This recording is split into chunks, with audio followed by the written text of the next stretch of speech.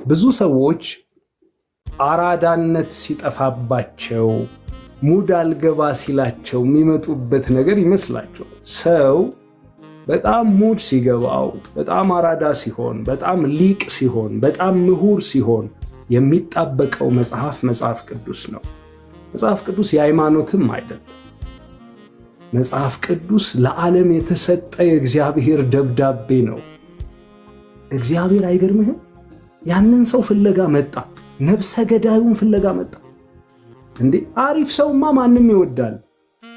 ዮኒን ወደደው። እሱ ነው የገረመኝ። እኔ ዮኒዬ ኮተት የሚለውን ሰውዬ እኮ ነው አሁን ቁጭ ብዬ አመድ የሚለው አይደል? በቃ ይሄን ሰው እኮ ነው ጌታ ኢየሱስ ወደደው። ኢትዮጵያውያን መስፈርት የሚያወጡ ቢሆን ኖሮ ከባድ ነበር። ግን እግዚአብሔር እንዲሁ የወደዳቸው እስከ ፍጻሜው ወደዳቸው። እንዲሁ ወደዳቸው። እንዲሁ ነው የሚለው። እግዚአብሔር ይመስገን። የፍቅር ሐዋርያ ይባላል። ያ በጥባጭ ሰው፣ አዎ። ያ ረባሽ ሰው፣ አዎ። ያ ጆሮን ጭው የሚያደርግ ድምፅ ቦኤር ኔርጌስ የተባለው፣ አዎ። ዘ አፖስትል ኦፍ ላቭ ዮኒዬ። ዱቄት የሚለው ዮኒ፣ አዎ። ያ የሆነ ሰው ከያዘ የማይለቀው ዮኒ፣ አሳዶ ጥግ ድረስ የሚሄደው ዮኒ፣ አዎ። የፍቅር ሐዋርያ አድርጎ የለወጠው ጌታ። እንዲያውም በዚያ ጋር የዮናታን ሚስት ብቻ መናገሬ እስካሁን ይቆጨኛል። ሌሎችንም ተናገር፣ ግን ሚስትን፣ ልጆችን ምናምን መንካት አልወድም። እናት አባት መንካት አልወድም። ግን በእኔ ልክ ነኝ ብዬ የሰፈርኩት ቁና አለ። በእኔ ልክ ነኝ ብዬ ያሸነፍኩበት መንገድ አለ።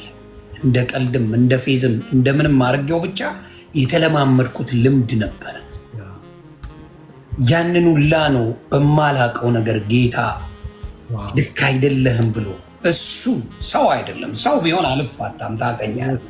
ሰው ቢሆን ያሸነፈኝ በሰው ደረጃ ሳይሆን እሱ መጥቶ ማንበርከኩን ሳይ ምን ያህል እኔ እና ያልኩበት። መሀል አዲስ አበባ ላይ መኖር በዚህ ልክ ቀሎ አያውቅ። ለኑሮና ለኢንቨስትመንት ተመራጭ በሆነችው መሀል ቡልጋሪያ ላይ ከፍተኛ የዋጋ ቅናሽ የተደረገባቸውና የግንባታ ሂደታቸው 75% የደረሱ ቤቶችን በካሬ በ82,000 ብር ብቻ ለ5 ቀን በሚቆይ ቅናሽ እየተሸጡ ይገኛሉ። ባለ አንድ መኝታ 67 ካሬ 5,500,000 ብር ሙሉ ክፍያ፣ 2,700,000 ብር ቅድመ ክፍያ፣ ባለ 3 መኝታ 126 ካሬ 10,300,000 ብር ሙሉ ክፍያ፣ 1 ሚሊዮን ብር ቅድመ ክፍያ፣ ባለ 3 መኝታ 150 ካሬ 12,300,000 ብር ሙሉ ክፍያ፣ 1,200,000 ብር ቅድመ ክፍያ ብቻ እየተሸጡ ይገኛሉ። ይህ የዋጋ ቅናሽ የሚቆየው ለተከታታይ ለ5 ቀናት ብቻ ስለሆነ የዚህ ታሪካዊ ድል ተጠቃሚ ለመሆን በ0911 89 81 65 ይደውሉ። መልካም እድል።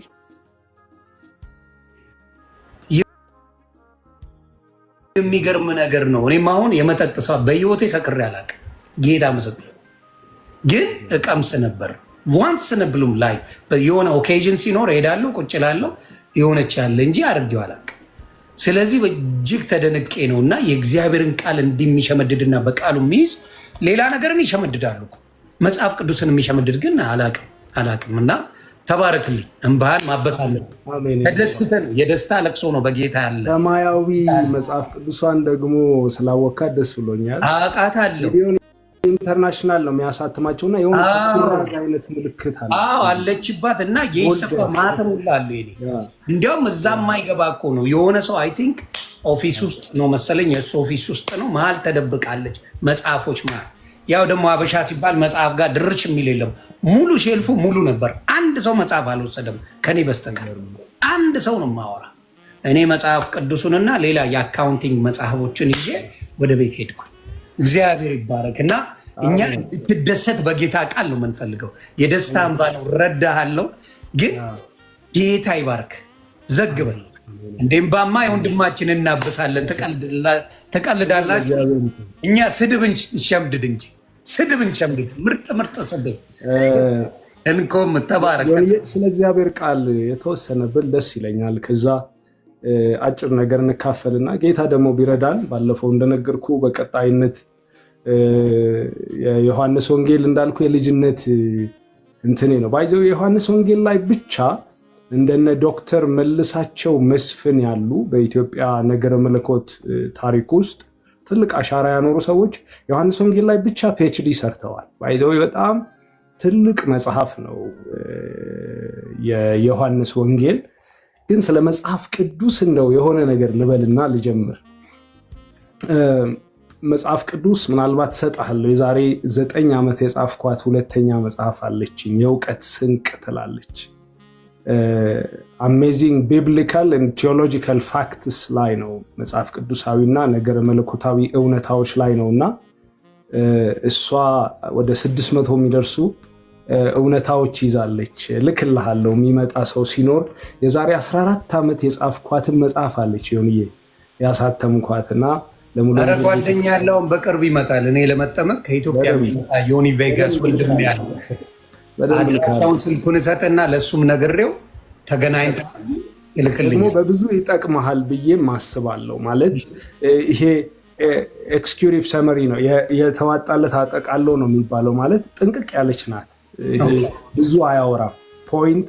ፖይንት ወደ 600 የሚደርሱ እውነታዎች አሉት። ሲጀምር እንደውም የሚለው መጽሐፍ ቅዱስ የሚለው ቃል ከምን መጣ ሲባል ባይብል አይደለም የምንለው ቢብሊያ ከሚል ቃል ነው። ቢብሊያ ማለት ምን ማለት ነው? ቢብሊያ ማለት ላይብረሪ ማለት ነው። ላይብረሪ ማለት ቤተ መጽሐፍት ማለት ነው። አይገርምም? ላይብረሪ ማለት ቢብሊያ የሚለው መጽሐፍ ቅዱስ ለካ ቤተ መጽሐፍት ነው ወገኖች። ይህ መጽሐፍ ቅዱስ ቤተ መጽሐፍት ነው። የምንፈልገውን ሁሉ ሊመልስልን ሳይሆን የሚያስፈልገንን ሁሉ ሊነግረን የተጻፈ መጽሐፍ። ብዙ ሰዎች ይመጡና መጽሐፍ ቅዱስን ሊሞግቱት ይፈልጋሉ፣ ይጠይቁታል። ታዲያ ይህን አይመልስም ይላሉ። ወዳጄ ያንተን መሻት ሊመልስልህ የተጻፈ መጽሐፍ አይደለም መጽሐፍ ቅዱስ። መጽሐፍ ቅዱስ የህይወትህ መመሪያ ነው፣ ቤዚክ ኢንስትራክሽን ነው። ህይወትህን እንደ ማኑዋልህ ነው። ስለዚህ ይሄን ለምን አልመለሰልኝም ብለው ብዙ ሰዎች መጽሐፍ ቅዱስን ተቀይመውት ያውቃል። ይሄን አይመልስም ምሉ አይደለም ለማለት። ነገር ግን መጽሐፍ ቅዱስ የምትፈልጉትን ሁሉ ሊመልስላችሁ የተጻፈ መጽሐፍ አይደለም። የሚያስፈልጋችሁን ሁሉ ሊነግራችሁ ግን የተጻፈ መጽሐፍ ላይብረሪ ነው። እንደው የትኛውንም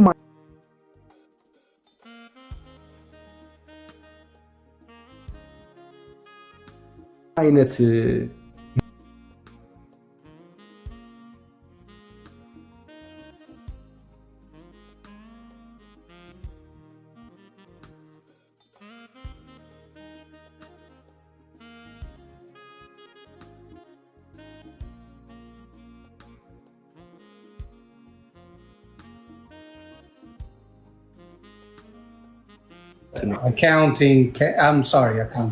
ኬሚስትሪ፣ ፊዚክስ፣ ባዮሎጂ አንድ በአንድ ትጠራልኛለህ።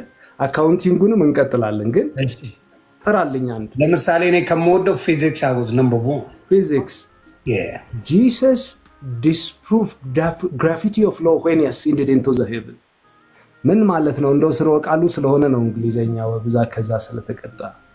ኢየሱስ ክርስቶስ ከፍ ሲል የምድር ስበት ግራቪቲ ኦፍ ሎ ያልያዘው ፊዚክስም ሊፈታው ያልቻለ ጌታ። ይሄን የሚነግረን መጽሐፍ ቅዱሳችን። ጥራልኝ ሌላ። ኦኬ ጂኦግራፊ በሺህ ተራሮች ላይ ያሉ አራዊት የሱ ናቸው ይላል መጽሐፍ። በሺህ ተራራ አይገርም?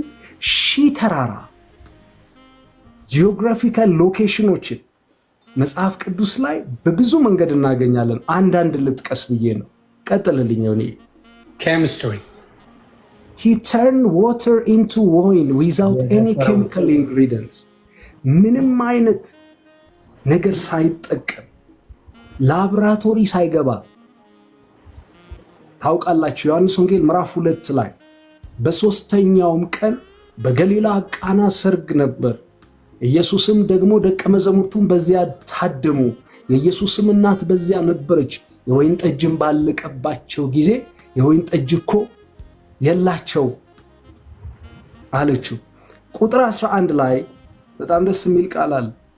ደቀ መዛሙርቱም በሱ አመኑ ይላል። ኢየሱስ በቃና ገሊላ የመጀመሪያውን ታምራት አደረገ። 6 የድንጋይ ጋኖች ታውቃላችሁ፣ አስቀድሞ ሰው መልካሙን ያቀርባል በኋላ መናኛውን አንተ ግን አቆይተሃል የተባለበት ጌታ በቃል ብቻ ውሃን ወደ ወይን መቀየር የቻለ ጌታ ነው። ዛሬም ውሃን ወደ ወይን የቀየረ ጌታ በጌታ በኢየሱስ ስም ርቀት ሳይገድበው ነገራችሁን እንዲቀይረው በኢየሱስ ክርስቶስ ስም። ይሄ ኬሚስትሪ ነው። ይህንን ሊደርስበት የቻለ ሊቅ የለም። በቃል ብቻ እስቲ በደንብ አሰላስሎ በደንብ ሳይንቲፊክ ሜትድ ተጠቅሞ ይሆንዬ ኦብዘርቭ አድርጎ ሃይፖቴሲስ አስቀምጦ አሌቡም እንደምንለው ጥሮ ብዙ ጥሮ ኮንክሉድ አድርጎ እስቲ በቃል ብቻ ማን ነው ውሃን ወደ ወይን የቀየረው? የለም፣ ሊኖርም አይችልም። የኔ ጌታ ግን ችሎ አሳይቶናል። ስለዚህ ኬሚስት መሆን በጣም የሚያስደንቃችሁ ሰዎች ከእግዚአብሔር ቃል ይልቅ ወዳጆቼ፣ ይሄ ነው የልቀት ሁሉ ምንጭ። ፕሮፌሰር ሊዮን የሚባሉ አንድ ትልቅ ምሁር አሉ። እንዲህ ይላሉ፣ ዩኒቨርሲቲ መጽሐፍ ቅዱስን ሳያነብ ነው የሚሉት። ይኸውላችሁ ዩኒቨርሲቲ ገብቶ ከተመረቀ ይልቅ መጽሐፍ ቅዱስን እያነበበ ዩኒቨርሲቲ ሳይገባ የሚኖር ሰው እጅጉን የተሻለ ነው ይላሉ። ወዳጆቼ ይሄ የልቀት ምንጭ ነው። ሶርስ ኦፍ ኤቭሪ ኤክሰለንስ። የትኛውንም ልቀት ፈልጉ፣ መጽሐፍ ቅዱስ የልቀት ምንጭ ነው። ሌላ ጥራልኝ እስቲ ማትማቲክስ፣ ማቴማቲክስ ይኸውላችሁ ሚስጥረ ስላሴ ይሄ ስለ ትሪኒቲ ቱርቱሊን ቢያመጣው አንድ ሲደመር አንድ ሲደመር አንድ ብለህ 3 ነው የምትለዋል። ይኸውላችሁ አንድ ይልሃል። ይህንን ሊደርስበት አይችልም። አንዳንድ ሰዎች ሚስጥረ ስላሴን የሚገልጡበት ልክ የላቸውም። እኔ በዚህ በሚስጥረ ስላሴው አስተምሮ ጥልቅ እውቀት አለኝ ሰው አይደለሁም። በጌታ ወንድማችሁ እንደሆነ ሰው ምላችሁ፣ ግን አንድነት ሶስትነት የምትሉትን ማንም የትኛውም ማቴማቲሽያን ሊፈታው ያልቻለ ጥያቄ ነው። ለዚህ ነው ግራ የሚጋቡት የሚወዛገቡት እስካሁን ድረስ። ኬሚስትሪ ምንድነው? አሁን ከሂሳብ ጋር የሚያያዝ አሁን እንደው ኢኮኖሚክስ ብትወስዱ ባለቤቴ ፒኤችዲዋን የምትሰራው በኢኮኖሚክስ ነው። ሺስ 4 ይር እና ብዙ ጊዜ እናወራለን ኢኮኖሚክስ ፌር ዲስትሪቢዩሽን ኦፍ ሪሶርስ ነው አይደል? ፍትሃዊ የሆነ እኮ የሪሶርስ ክፍፍል ነው። 2 ዓሳና 5 እንጀራ ይዞ 5000 የሚመግብ ኢኮኖሚስት ቢኖረን የጨለማ አህጉር አንባልም ነበር። አይ ነው ልል ነበር። ኢኮኖሚስት ጨርስ 2 ዓሳና 5 እንጀራ ይዞ 5000 ህዝብ መመገብ የሚችል የትኛው ኢኮኖሚስት ነው? ኖ ዋን ላይክ ጂሰስ። እንደ ኢየሱስ ያለ ማንም የለም። ስሙ ይባረክ። ስለዚህ ይሄ መጽሐፍ ምንጭ ነው ማለት ነው። እኔና ዮኒ እያወራን አይደለም የምንነግርህ፣ አሁን ነው እያወራን ያለ። ሌላም ጠይቅ ዮኒ። ምን አለ ጨረስክብኝ። አኬን ሴኒ ሞ ሂስትሪ ብትወስድ ራሱ አለ። አሁን ላንጉጅ ነው ታሪክም ነው። ሂስትሪ he is the king of the beginning and the king of the end, alpha and omega። ቅድም እንዳልነው ስለ አፄ ሱሲሊየስ፣ ስለ አፄ ዘርዓ ያዕቆብ፣ ስለነ ትልልቅ ስለ ማርቲን ሉተር ኪንግ ጁኒየር፣ ስለ ሌሎች ብታጠኑ፣ ስለ ሮሂላላ ኔልሰን ማንዴላ ብታጠኑ፣ ስለ ቀደሙት ስለነ ቤንጃሚን ፍራንክሊን ብታጠኑ፣ የሆነ ቦታ ጀምሮ ታሪካቸው የሆነ ቦታ ላይ አብቅቷል።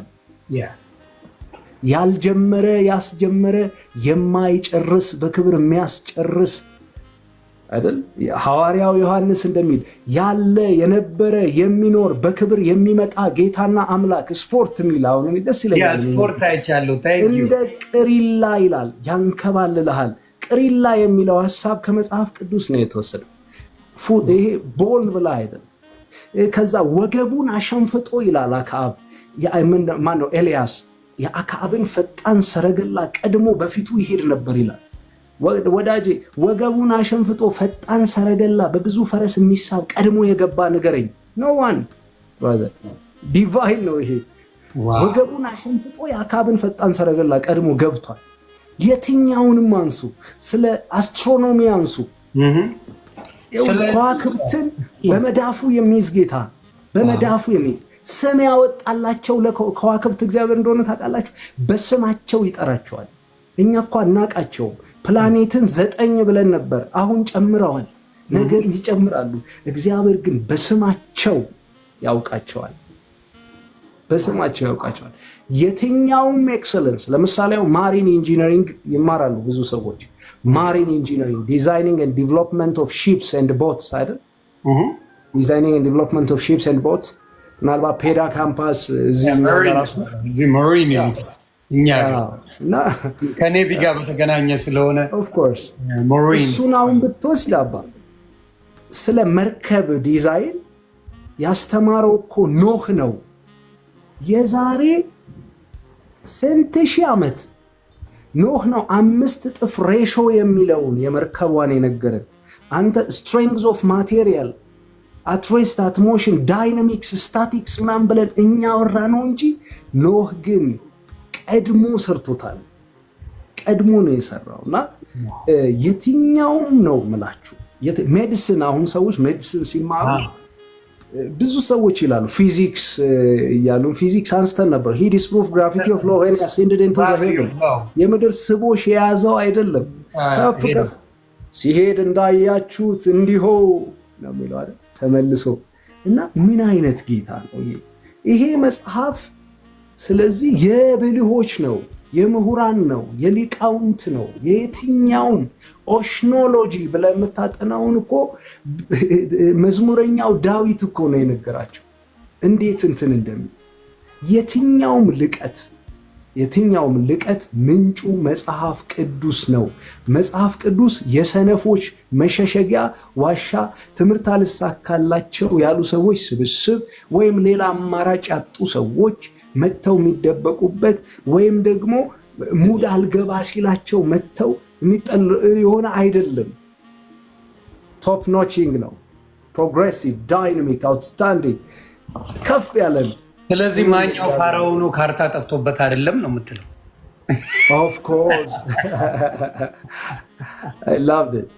ይሁን አድቨርታይዝመንት እንኳን ልንገር ይሁን አድቨርታይዝመንት አሁን እኔ የሚዲያ ተቋማት 3 የሚዲያ ተቋማት መርጫለሁ እና አክቹዋሊ ሴኩላር ናቸው። ስለ ማስታወቂያ አውቃለሁ። በርድ ይባላል። በርድ ማለት ብራንድ ኢንፎርማቲቭ ሪማይንደር ድራማቲክ ማለት ብራንድ ኢንፎርማቲቭ ሪማይንደር ድራማቲክ ማለት እና ማስታወቂያን ራሱን ድራማቲክን ሳይ ሙሴ ትዝ ይልሃል? ዘጸአት ምዕራፍ 3 ላይ ሙሴን እግዚአብሔር እንዴት እንደፈለገው። ሙሴ እኮ ነብሰ ገዳይ ነው። ዮኒ ነብሰ ገዳይ ነው። ሰው ገሎ ነው ሊትራሊ የጠፋው ፈርዖን እንዳይዘው ገሎ ጠፍቶ በ3 ኮረብቶች መካከል ተደበቀ። አንዱ ኮሬብ ይባላል፣ የእግዚአብሔር ተራራ። ለዛ ነው በጎቹንም ወደ ኮሬብ ተራራ ነዳ ይላል። እየነዳቸው ወጥቶ ፍሪክሽን ለሱ ብርቅ አይደለም። ድንጋይና ድንጋይ ሲጋጭ እሳት ይፈጠራል። ደረቅ እንጨት የደረቀ እንጨት ሲጋጭ የሆነ እሳት ይፈጠራል አይደል? የሆነ ነገር ይሆናልና አስቡት። ማለት ለሱ ብርቁ አይደለም እሳት ሲፈጠር ማየት። ነገር ግን እግዚአብሔር ምን አድርጎ እንደሄደ ይሆን። ነብሰ ገዳይን ብዙ ሰዎች ማስታወቂያ ለምንድን ነው የሚሰሩት? ይሆን ሊያተርፉብህ እኮ ነው።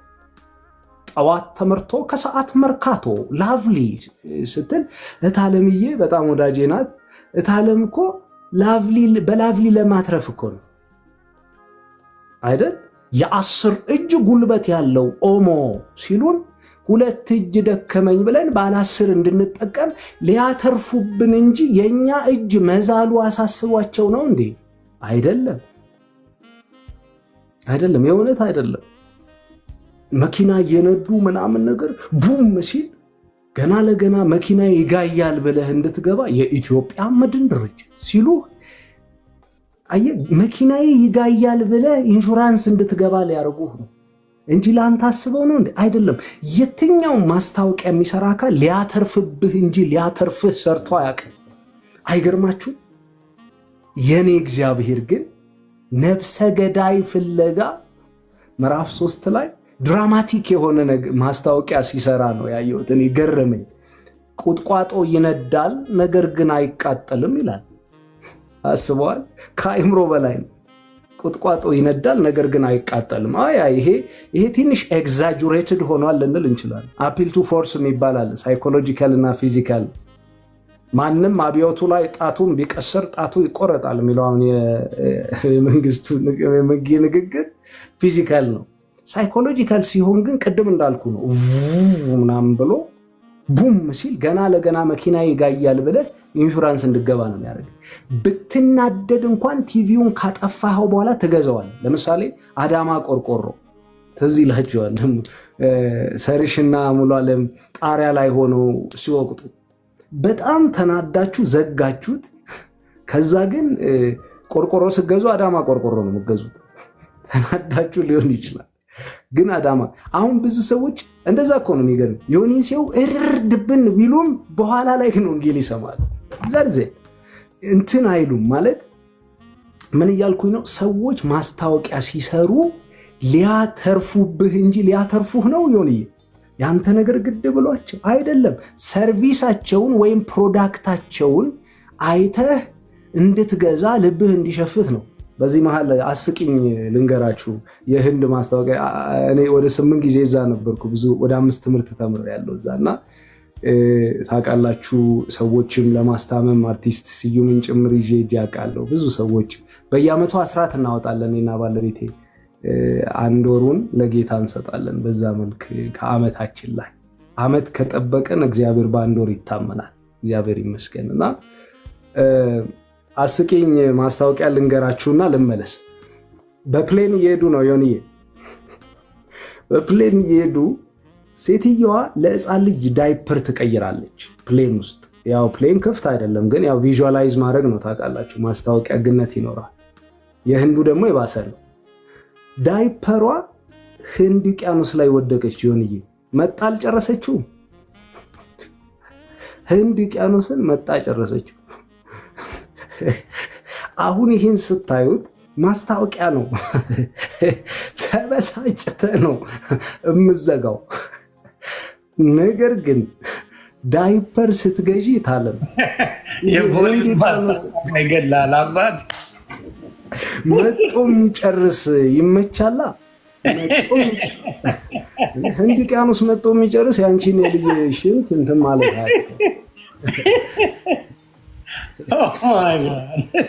የህንድ ውቅያኖስን ዳይፐር ጨረሰው። ስለዚህ ፐርሜ ዳይፐር ፐርሜ ሾረ ቻሄ ምናምን ብለው ቢያስተዋውቁት ተናደ ትዘጋዋለህ። ከዘጋኸው በኋላ ግን ሄደ ትገዛዋለህ።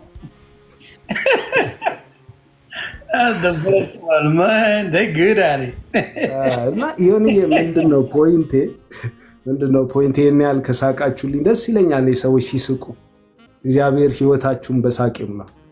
እንደገና አፍህን በእልልታ ከንፈርህን በእልልታ አፍህንም በሳቅ ይሞላል ይላል አይደል መጽሐፍ? ይሙላው።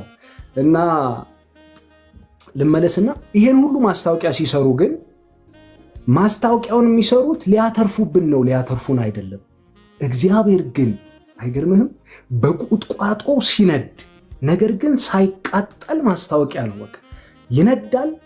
አሁን የሆነ ግሪን ነገር ፊት ለፊት እየነደደ ሳይቃጠል ስታየው ቆይ ይሄንን ነገርማ ቀረበ ብዬ ልይ ትላለህ። ሙሴም እንደቀረበ ባየ ጊዜ ይላል። ማስታወቂያ ባይዘው ወደ ፕሮዳክቱ ወይም ወደ ሰርቪሱ ልብህን የሚያቀርበው ነው። እንደቀረበ ባየ ጊዜ ይላል። አየ ይህንን ታላቅ ራእይ ልይ አለ ይላል ሙሴ። ልክ ሲቀርብ ጫማህን ከእግሮችህ አውልቅ አለው፣ ስፍራው የተቀደሰ ነው ብሎ እግዚአብሔር ጫማውን ሲያስመልክ ሙሴ ሳትስፋይድ ሆኗል። በ16 በግ እዚሁ ለምን መሰላችሁ? ነፍሰ ገዳይ ነዋ። በተገኘበት ይገደል የተባለ ሰው ኮብልሎ አስበው። በድንበር ተሻጋሪ የደህንነት ሰዎች የሚፈለግ ሰው ደህና ሆኖ እኔ ቅሊንጦ ሳልጣል እንደው ኢትዮጵያዊ ቢሆን ዘብጥያ ሳልጣል ማዕከላዊ ሳልገባ በሰላም አግብቼ የዮቶርን የአማቱን የካህናት በጎች እየጠበቅኩ ሚስት ሰጥቶኝ ሀብት ሰጥቶኝ 16 በጌን ባርክልኝ 16 በጌን ባርክ። ህንድኛ ድገምልኝ ይሉኛል። ፐርሜሽወር ቻሄ ማለት ጋድ ኢዝ ጉድ ማለት ነው። ፐርሜሽወር ቻሄ ቦሆ ተቻሄ እናንተም በጣም ቬሪ ጉድ ማለት እና ምንድነው እዛ 16 በግ እየጠበቀ ይሆንዬ ልክ ነፍሰ ገዳዩን ፍለጋ ሰው ማስታወቂያ ይሰራል። ማን ነው የሚሰራው? 16 በጌን ባርክልኝ የሚል አይደል? 16 በጌን ባርክልኝ በሚል ነው የተቀመጠው። እግዚአብሔር ግን መጣና 16 በሚል አትከርምም አለው። ካስማህን አሰፋዋለሁ አለው። በኢየሱስ ስም ይሁን። የካስማህ ይስፋ። ካስማህን አሰፋዋለሁ፣ ቅጥርህን አሰፋዋለሁ፣ ያለህን አውት ኦፍ ዘ ቦክስ እንድታስብ ካስማህ እንዲሰፋ አደርግሃለሁ ብሎ እግዚአብሔር 16 በጌን የነበረውን 600,000 እንዲመራ አደረገው። ስሙ ይባረክ። ሙሴን ብትጠይቁት ጆርናሊስት ሆናችሁ ጆርናሊዝም ኤንድ ኮሚኒኬሽን የተማረ አንድ ሰው አንድ ኢንቨስቲጌቲቭ የሆነ ጆርናሊስት ብትልኩ ኢንቨስቲጌት ሊያደርገው ቀርቦ ኢንተርቪው ቢያደርገው ይሆንዬ አንተ ሰው እንዴት ነው ነብሰ ገዳይ ነበርክ ኮብልለ ነው እዚህ የመጣው 3 ኮረብታ መካከል ትኖራለህ ምድረ በዳ ስለሆነ ነው ያው እዚህ የተሸሸከውና ከሚዲያማውያን ከማታውቃቸው ጋር ተመሳስለ የኖርክ ነው ኑሮህን እንዴት ትገልጠዋለህ ብትለው አረ እግዚአብሔር ይመስገን ነው የሚለው ማናየበት ብላችሁ ታውቃላችሁ አይደል ማናየበት 16 ሽመልመሌ ነቁጣ በግ ማናየበት እቺኑ ይባርክልኝ በሚል ነው የሚኖረው እግዚአብሔር ከቺኑ ይባርክልኝ ያውጣችሁ አካዳሚካሊ ያስፋችሁ በኢየሱስም ስፒሪቹዋሊ ያስፋችሁ ካስማችሁ ይስፋ ዛሬ ፋይናንሻሊ ያስፋችሁ ወንድሞቼ በተለይ ኢቫንጀሊካልስ ባይ ዘ ዌይ ገንዘብን መውደድ ነው የኃጢአት ስር ሮበርት ኪዮሳኪ የሚባል ሰው ታውቀዋለህ ብዬ አስባለሁ የኔ ሪች ዳድ ኤንድ ፑር ዳድ የሚል መጽሐፍ ጽፏል the love of money is the root of the evil ይላል ገንዘብን መውደድ የኃጢአት ስር ነው ይላል መጽሐፍም ይላል አይደል ገንዘብን መውደድ የኃጢአት ስር ነው በት ይላል የኔ the lack of money is the root of the evil too ይላል ገንዘብን ማጣትም የኃጢአት ስር ስለዚህ we should balance ክርስትና ባላንስ ነው ክርስትና መጠን ነው በመጠኑ ኑሩ ማለት ከመጠን በታች ኑሩ አይደለም በመጠኑ ኑሩ ማለት ከመጠን በታች ኑሩ አይደለም ከመጠን ያለፈም ፋንታሲ እኛ ያምርብንም ሀገራችን በዚህ አይደለም ብልና ዝገት የማይበላው ተስፋ አለን ሀገር አለን በበጉ ዙፋን ፊት እንቆማለን በዛ ሞት የለም በዛ መናቅ የለም በዛ ስደት የለም በዛ ጭንቀት የለም በዛ ደዌ የለም በዛ ብቸኝነት የለም በዛ ሰቆቃ የለም ከአምላክ ጋር ኑሮ እንደገና እያል ከአምላክ ጋር ብቻ ነው ምንኖር እያመለኩ መኖር እግዚአብሔር ይመስገን ግን በመጠኑ በመጠኑ ማለት ከመጠን በታች መኖር እንዳለው ለዛ ካስማችሁን ያስፋው እግዚአብሔር ይሄ ቢዝነስ አይዲያዎች ይስጣችሁ ኢንተርፕረነር የሆነ ቢዝነስ ዴቨሎፕመንት ላይ እግዚአብሔር ካስማችሁን ያስፋው ብዙ ቤተክርስቲያን ውስጥ ያለው ጥያቄ 67% ከዛም በላይ 80% ብሏል አንድ ሰው እኔ ኑሜሪካል ዳታውን ቁርጥ አድርጌ ማልናገረው ስታቲስቲክሱን ስላልሰራው ነው ነገር ግን ብዙ ጸሎታችን በገንዘብ የሚፈታ ለሰው ማይቻል ነው ለእግዚአብሔር ይቻላል የሚለው መጽሐፍ እግዚአብሔር በኢየሱስ ስም አይናችሁን ያብራው እንዲ ካስማችሁን ያስፋው ሙሴ 16ን ባርክልኝ ብሎ በተቀመጠበት እግዚአብሔር መጥቶ እንደነደለለት እግዚአብሔር ካስማችሁን ያስፋው በነገር ሁሉ ያስፋ አካዳሚካሊ ያስፋ በቃቺኑ ዲፕሎማዬን ባርክልኝ ያላችሁ ይስፋላችሁ አሁንም ተማሩ በኢየሱስም ካስማችሁ ይስፋ ቢዝነሳችሁ ካስማ ይስፋ የአገልግሎታችሁ ካስማ ይስፋ ዳርቻው ይስፋ እስከ ዓለም ወደ ዓለም ሁሉ ሂዱ ነው የተባለው ከኢየሩሳሌም ከሰማሪያ እስከ ምድር ዳርቻ ነው የሚለው አይገርም የሆነ ካስማ አይደለም የተነቀለ ነው በሆነ ብሔር የምናስረው አይደለም ወንጌል በቃ ኩሬ አይደለችም ቤተክርስቲያን ወንዝ ናት ኩሬ አንድ ቦታ ስለሚረጋ የሆነ ነገር ነው የሚያራባው ወይ እንቁራሪት ወይስ የሆነ ነገር የውሃ ምናምን የሚያራባው ወንዝ ሲሆን ያቋረጠ ነው የሚገሰግ እግዚአብሔር ወንዝ ያርጋችሁ እግዚአብሔር ወንዝ ካስማችሁን ያስፋው እንግዲያውስ የመጣሁት ወደዚህ ለሌላ አልነበረም። ይህንንም ላስተምር አይደለም የገባሁት፣ ግን አድቨርታይዝመንት ሳይቀራለ እያልኳቸው ስትራክቸራል ኢንጂነሪንግ የምትወዱ ሰዎች የኮስሞስን አርኪቴክቸራሉንም አጽናፈ ዓለምን ኮስሞስን እንዴት ነው እግዚአብሔር ዲዛይን ያደረገው? ሰማይን ያለ ምሰሶ ያቆመ አምላክ ነው የምናመልከው። የትኛው ስትራክቸራል ኢንጂነር ነው ሰማይን ያለ ምሰሶ አቁሞ ያስድን? ኖ ዋን ብሮ። ኢየሱስ ጌታ ነው። ስለዚህ ይሄ መጽሐፍ የበላይ ነው። ለዛ ነው በጣም እንደው ባነበላችሁ ራሱ ደስ ይለኛል። ኢፍ ዩ ጊቭ ሚ 1 ሚኒት መጽሐፌን እንድትወዳት ስትወስዳትም ልመለስ። አንድ ሰከንዶች ስጡኝ። ድንቅ ወንድም ነው የሰጠን። ይህን ሰውማ አልለቀው። በሳምንት 1-2 ቀን ግድ ይላል። ጊዜ ካለው ጊዜውንም ቆጥቦ ይሁን ምን ይበል ያደርጋል። ታፕታፕ እያደረጋችሁ አይደለም ቤተሰብ፣ ቢያንስ 200-300 ሺህ መግባት አለብን። ይሄ ድንቅ ድንቅ ድንቅ ዶክተር ነው። ባይ ዘ ወይ ብዙ አይነት ትምህርት የተማረ ነው። መጽሐፍ ቅዱስን ቆርጥሞ ይበላል። ቆርጥሞ መብላት ሳይሆን በመንፈሳዊ ነገር በደንብ ተረድቶ እያንዳንዱን ነገር ተንትኖ የሚያስተምር ወንድማችን፣ በጣም ጥልቅ እውቀት ያለው በመጽሐፍ ቅዱስ ላይ ብዙ ነገሮች ብዙ መጽሐፍ ያሳተመ ወንድም ነው እና እንድትበረቱ ታፕታፕ እንድታደርጉ ይሄን ወንድም ጊዜ እየፈለግን በሳምንት 2 ቀን ቢያንስ ትምህርቱን መማር አለብን። ሁላችንም የምንበረታበት በየትኛውም እምነቱ ነው መጽሐፍ ቅዱስን ማወቅ ይጠበቅበት። እንደሌላው ፊክሽን ቢሆንማ እኛ ብዙ ፊክሽን አንብበናል። መጽሐፍ ቅዱስ ግን በጣም ከባድ ነው። ስንት ፊክሽን ያነበበ ሰው ስንት ዲግሪ ያለው ሰው መጽሐፍ ቅዱስ አንብባለሁ ይባል አላውቀውም ነው የሚለው። ለምን? በመንፈስ ቅዱስ ተመርቶ የሚነበብ ስለሆነ። እንደ ፊክሽን ቢሆን ማንም ይጨርሰዋል። ብዙ ሆኖ አይደለም መጽሐፍ ቅዱስ ግን በመንፈስ ቅዱስ ስለሆነ ወንድማችን መጽሐፍ ቅዱሱን ነው ኤክስፕሌን የሚያደርገውና ብርክ ይበልልን። እጅግ ተደስቻለሁ። ታፕታፑን ፕሊስ የኔዎቹ እንደምታያጉት ታፕታፕና ኮምፒሊንክ አደራ ተባርኩልኝ። የሚለቀቅ አይደለም፣ ቃል አስገብተን ነው መጨረሻ ላይ የምናስወጣው። በሳምንቱ ለንቀር እቺ መጽሐፍ ናት ሆንዬ፣ እቺ መጽሐፍ ናት። አየህ እዚህ ጋር ስንቅ አለ። ያው በኢትዮጵያ ስንቅ በጣም ይታወቃል። የእውቀት ስንቅ ሰዎች ይሄን መጽሐፍ መግዛት ከፈለጉ ወንድምና እህቶቻችን የት ያገኙታል? ድጋሜ እንትን አላልኩም። በመሀል ለትምህርት ሄጄ ስመለስ ከራእይ መጽሐፍት መደብር ከጋሽ ፊሊጶስ እኔ ራሱ ለምኛች የቀረውን ስጡኝ ብዬ ነው የገዛሁት። ወደ 31 መጽሐፍት መደብር ላይ ነበር። መታተም አለበት ድጋሚ። እኔ እግዚአብሔር ጊዜ እኔ ያነበውና ቤተሰብ እዘግባችኋል። ቴንክ ዩ ሰር። በእውነት ራሱ ለምኖ ገዝቶታል ድጋሚ። ስለዚህ በደንብ የእውቀት መጽሐፎችን እንፈልጋለን እና ፕሊዝ ይሄን ነገር እናት። ኧረ አንዱ ምን አለኝ፣ ኮሚሽን ይታሰብ አላለኝም። ጌታ ነው ኮሚሽን ከፋ አባቴ ሰማይ ቤት ነው እኔ እንዲታሰብልኝ። የኮሚሽኑ እዚህ ያለን እኛ እናወራለን።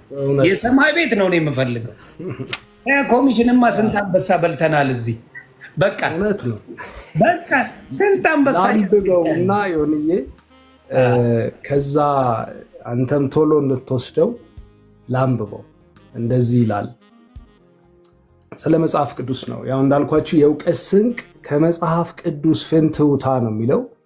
አስደናቂ መጽሐፍ ቅዱሳዊ እውነታዎች ስለ ታላቁ መጽሐፍ ይህንን ያውቁ ኖሯል ነው የሚለው እና ላንብበው። መግቢያዋን ካነበብን ያው 50% ነው ይባላል የመጽሐፉ። እችኛዋ ደግሞ የዛሬ 14 ዓመት የጻፍኳት ናት። አኬን ስታዩት ትስቃላችሁ። እንደዚህ የነበረ ትንሽ ልጅ ነው። እንዴት ነበር ጋክ ስጽፋት 19 ዓመቴ ነበር። ከዛ ያሳተምኩት 2004 መጀመሪያ ማለት ኦልሞስት 2003 በለው 2003 መጨረሻ በለው። እቺ ወንጌል ህይወት ሲሆን ትላለች። ወንጌል ሁለት ነው፣ 7 ያልታተሙ ግን አሉኝ። አሁን የበጎነት ጠብታ የሚል ድሮፕ ኦፍ ካይንድነስ የምትል አንድ መጽሐፍ እግዚአብሔር ቢፈቅድ አስባለሁ በቅርቡ የጌታ ፍቃድ ቢሆን እቺን ላንብብላችሁ እና መለሳለሁ። እንዲህ ይላል። የህይወትን መገኛ መነሻና መድረሻ የሚናገር ብቸኛ መጽሐፍ ቅዱስ ነው። መጽሐፍ ቅዱስ ተአምረኛው መጽሐፍ በመባል ይታወቃል። ይህ ቅጽል ስም የተሰጠው ግን ስለ አስደናቂ ነገሮች ስለሚተርክ አይደለም፣ በየዘመኑ በተነሱበት ጠላቶቹ ላይ ድል ነሺ የሆነ ሲሰራጭ በመኖሩ እንጂ። እንደ መጽሐፍ ቅዱስ በዓለም ዙሪያ ጦርነት የታወጀበት የተሰደደ፣ እንዳይተረጎም፣ እንዳይታተም፣ እንዳይሰራጭ ተግዳሮት የገጠመው መጽሐፍ የለም። ያው እኔ ስለጻፉ ከውስጥ ያነባለሁ አንዳንዴ። ስለዚህ በደንብ ስሙኝ። በብዙ የክርስቶስና የቃሉ ተቃዋሚዎች ተሰብስቦ ተቃጥሏል። ነገር ግን ከዓመት ዓመት ከፍተኛ ገበያ ያለው ቤስት ሴለር መጽሐፍ ነው። ክሪስቶፈር ኮሎምበስ የተባለው ታዋቂ የምርምር ሰው ስለዚህ እውነት ሲናገር መጽሐፍ ቅዱስ በዘመናት ከሁሉ በላይ እንዳይነበብ የተከለከለ ወይም በቅንፍ ባንድ የሆነ የተቃጠለ፣ ነገር ግን ብዙዎች ዘንድ ከሁሉ በላይ የተወደደ፣ ከሁሉ በላይ የተነበበ፣ በታሪክ ከሁሉም መጽሐፍት ይልቅ የሚጠቃ፣ ብዙ ምሁራን ዋጋቢስ ሊያደርጉት የተረባረቡበት፣ ፈላጭ ቆራጭ መንግስታት እንኳን ሳይቀሩ ሊያስወግዱት ብዙ የሞከሩት፣ አንባቢዎቹ በብዛት የተገደሉበት መጽሐፍ ነው። ነገር ግን ወታደሮች እንኳን ሳይቀሩ ወሳኙ የሕይወታችን መመሪያ ብለው ታምነው ወደ ጦር ሜዳ ይዘውት የሚሄዱት፣ በእስር ቤት ውስጥ ወድቆ የተገኘ ቡጫቂው እንኳን ሳይቀር የጨካኝ ነፍሰ ገዳዮችን ልብ ወደ ደግና ሩሩ ማንነት የቀየረ ድንቅ መጽሐፍ ነው። ጣሊያናዊው ታዋቂ ገጣሚና የሥነ ጽሑፍ ሰው ዳንቴ መጽሐፍ ቅዱስን ሊያጠፉት የተነሱበት እንዳገዙት እንጂ እንዳላጠፉት በግጥም አዘል ብዕሩ እንደዚህ አውርቷል። የቄሳር ግዛትና መንግሥት አልፏል። የሮማ መንግሥት ጦር ሰራዊት አፈር በልቶታል። አውሮፓን አጥለቅልቆ የነበረው የናፖሊዮን ግግር በረዶም ቀልጦ ጠፍቷል። የንጉሥ ፈርዖን ልዕልናም ወድቋል። ለመቃብራቸው የገነቧቸው ፒራሚድም በበረሃ አሸዋ በየቀኑ ይሰጥማል። ነገር ግን የእግዚአብሔር ቃል ለዘላለም ጸንቶ ይኖራል። ለማጥፋት የተነሱበት ሁሉ አገዙት እንጂ አላጠፉትም። እንዴት ግን ሊያጠፉት አልቻሉም ለሚለው ቃሉ ራሱ ብዙ ማስረጃዎችን ይሰጠናል። ጥቂቱን ለመጥቀስ ያህል አቤቱ ቃልህ በሰማይ ለዘላለም ይኖራል። መዝሙር 119:89 ሳሩ ይደርቃል፣ አበባው ይረግፋል፣ የአምላክ ቃል ግን ለዘላለም ጸንታ ትኖራለች። ትንቢተ ኢሳይያስ ምዕራፍ 40 ቁጥር 8 የጌታ ቃል ግን ለዘላለም ይኖራል። አንደኛ ጴጥሮስ 1:25 ሰማይና ምድር ያልፋሉ፣ ቃሌ ግን አያልፍም። ማቴዎስ 24:35 መጽሐፍ ቅዱስን መሪዎች፣ ጠበብቶች፣ ፈላስፎች እንዲሁም ምንም ትምህርት ያልተማሩ ሰዎች ታላቁ መጽሐፍ ይሉታል።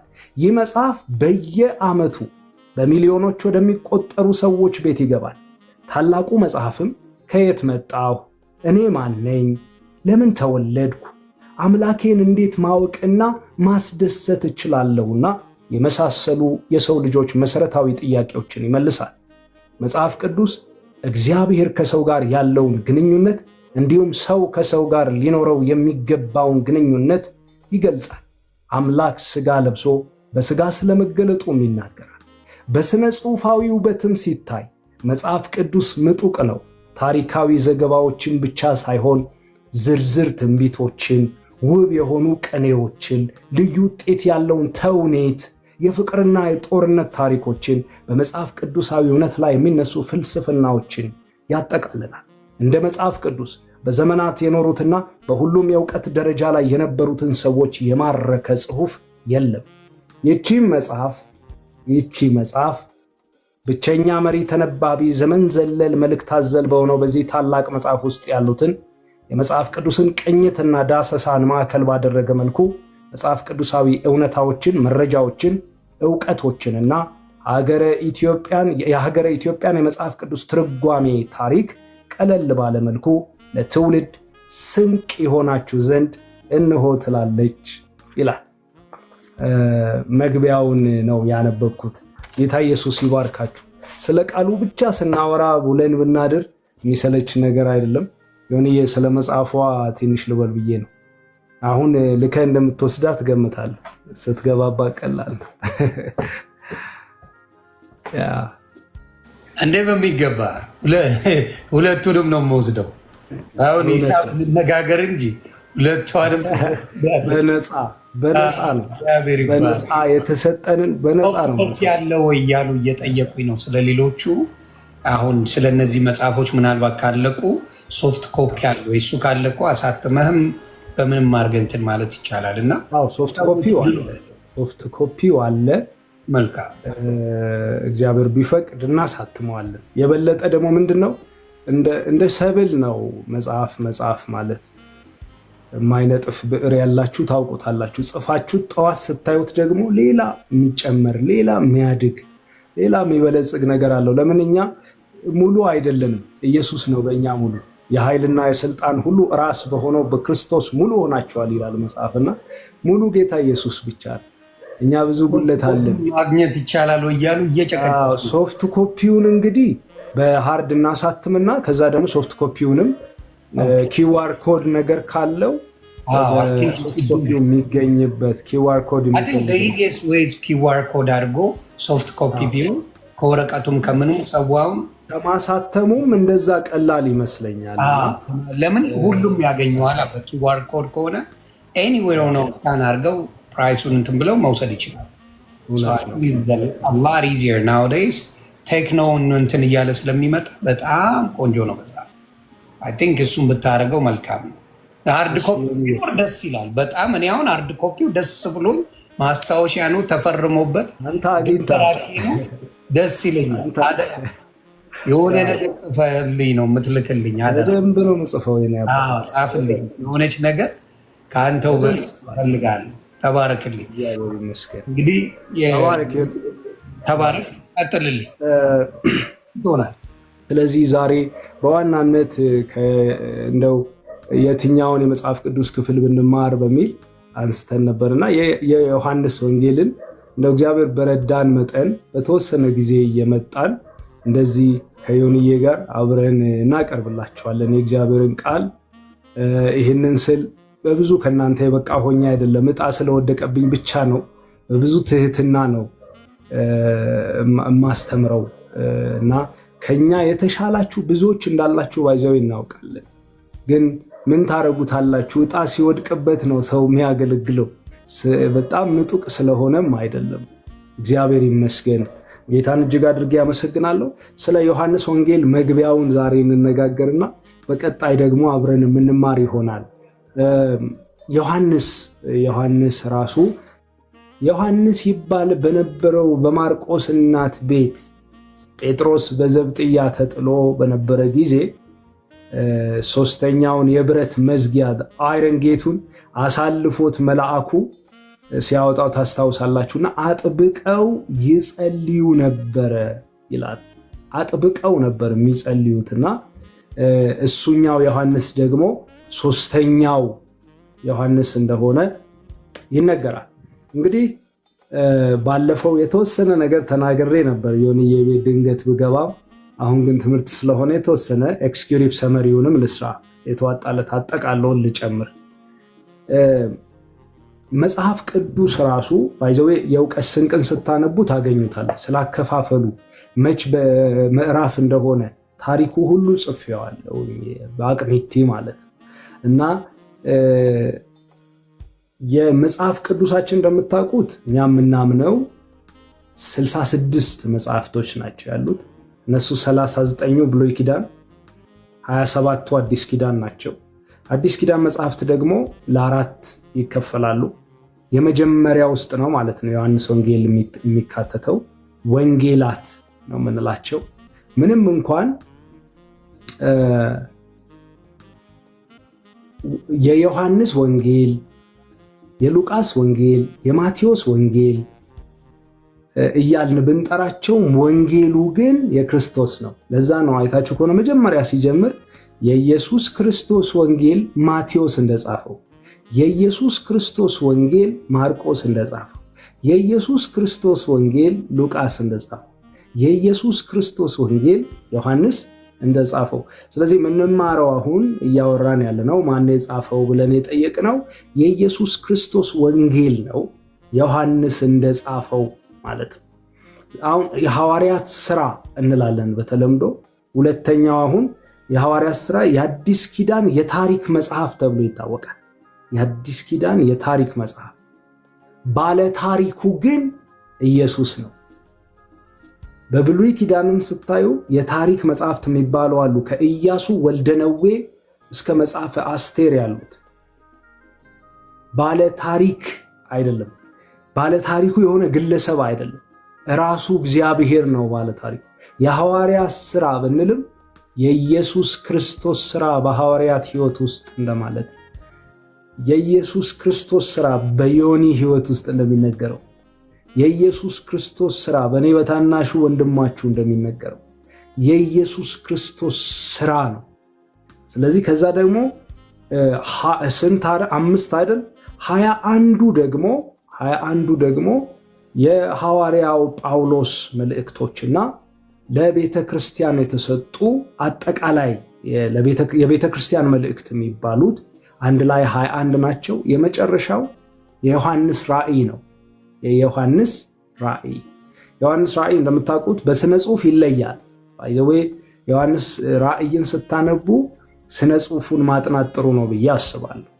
ፔንተቱክ ነው የሚባለው። ምንድነው ፔንተቱክ? ባለ 5 ገጽ መጽሐፍት ነው። ወደኋላ ሶሪ ተመለስኩ። አፖክሊፕቲክ ነው የሚባለው። አፖክሊፕቲክ ወይም አቡ ቀለምሲሳዊ ስነ ጽሁፍ ይባላል። ለምሳሌ ትረካም በምታነቡበት ስብከትን አታነቡ ማለት የሆነ የስብከት ጽሁፍ አታነቡ። ትረካን በምታነቡበት ግጥማዊ የሆነ ጽሁፍ አታነቡ። ስለዚህ ልክ እንደዛው የዮሐንስ ራእይንም ስታጠኑት አቡ ቀለምሲሳዊ ስነ ጽሁፍ ወይም ደግሞ አፖክሊፕቲክ ሊትሬቸር ነው ማለት። ያ ማለት የተደበቀ እውነት፣ ኮዲክ የሆነ እውነት አለው። አፖክሊፕሲ ያ የመጣው ከዛ ቃል ነው፣ የጻፉ ነው። አዲታ ቴንክ ዩ ሶ ማች። ስለዚህ ስታነቡት የበለጠ ይገባቸዋል። ለምሳሌ 666 የሚለውን 666 ዛሬ በብዙ አይነት መንገድ ቢገለጥም የተለያየ ምሁራን አሉ ሄርሜኔቲካል የስነ አፈታት ላይ። ነገር ግን 6 የሰው ቁጥር ተብሎ ነው የሚታወቀው። ለምሳሌ እኔና ዮኒ አንረዳም በጊዜው ደብዳቤው ቢደርሰን 666 የሚል ደብዳቤ ታውቃላችሁ። ኢትዮጵያ ውስጥም ለምሳሌ ከአዲስ አበባ ጎንደር ሲላክ 727 ኪሎ ሜትር ፖስታ ሰውየው እንዲይዞ ነበር የሚሄደው ለማድረስ ታውቃላችሁ። በጥንት ዘመን ልክ እንደዛ ይዘው ሲሄዱ መንገድ ላይ ኬላ የሚባለው ላይ ያስቆሟቸዋል። ስለዚህ ክርስቲያን ከሆኑ መሆናቸውን ካወቁ፣ ክርስቲያን አይሁድ መሆናቸውን ካወቁ ይገሏቸው ነበር። ስለዚህ ኮዲክ የሆነ ነገር ይዘው ይሄዳል። 6 ምንድነው? የሰው ቁጥር ነው። አንድ ነገር 3 ሲደገም በአይሁድ የተለያየ አይነት ቪው ሊኖር ይችላል። እኔ የማምንበትን ነው እያጋራኋችሁ ያለሁት።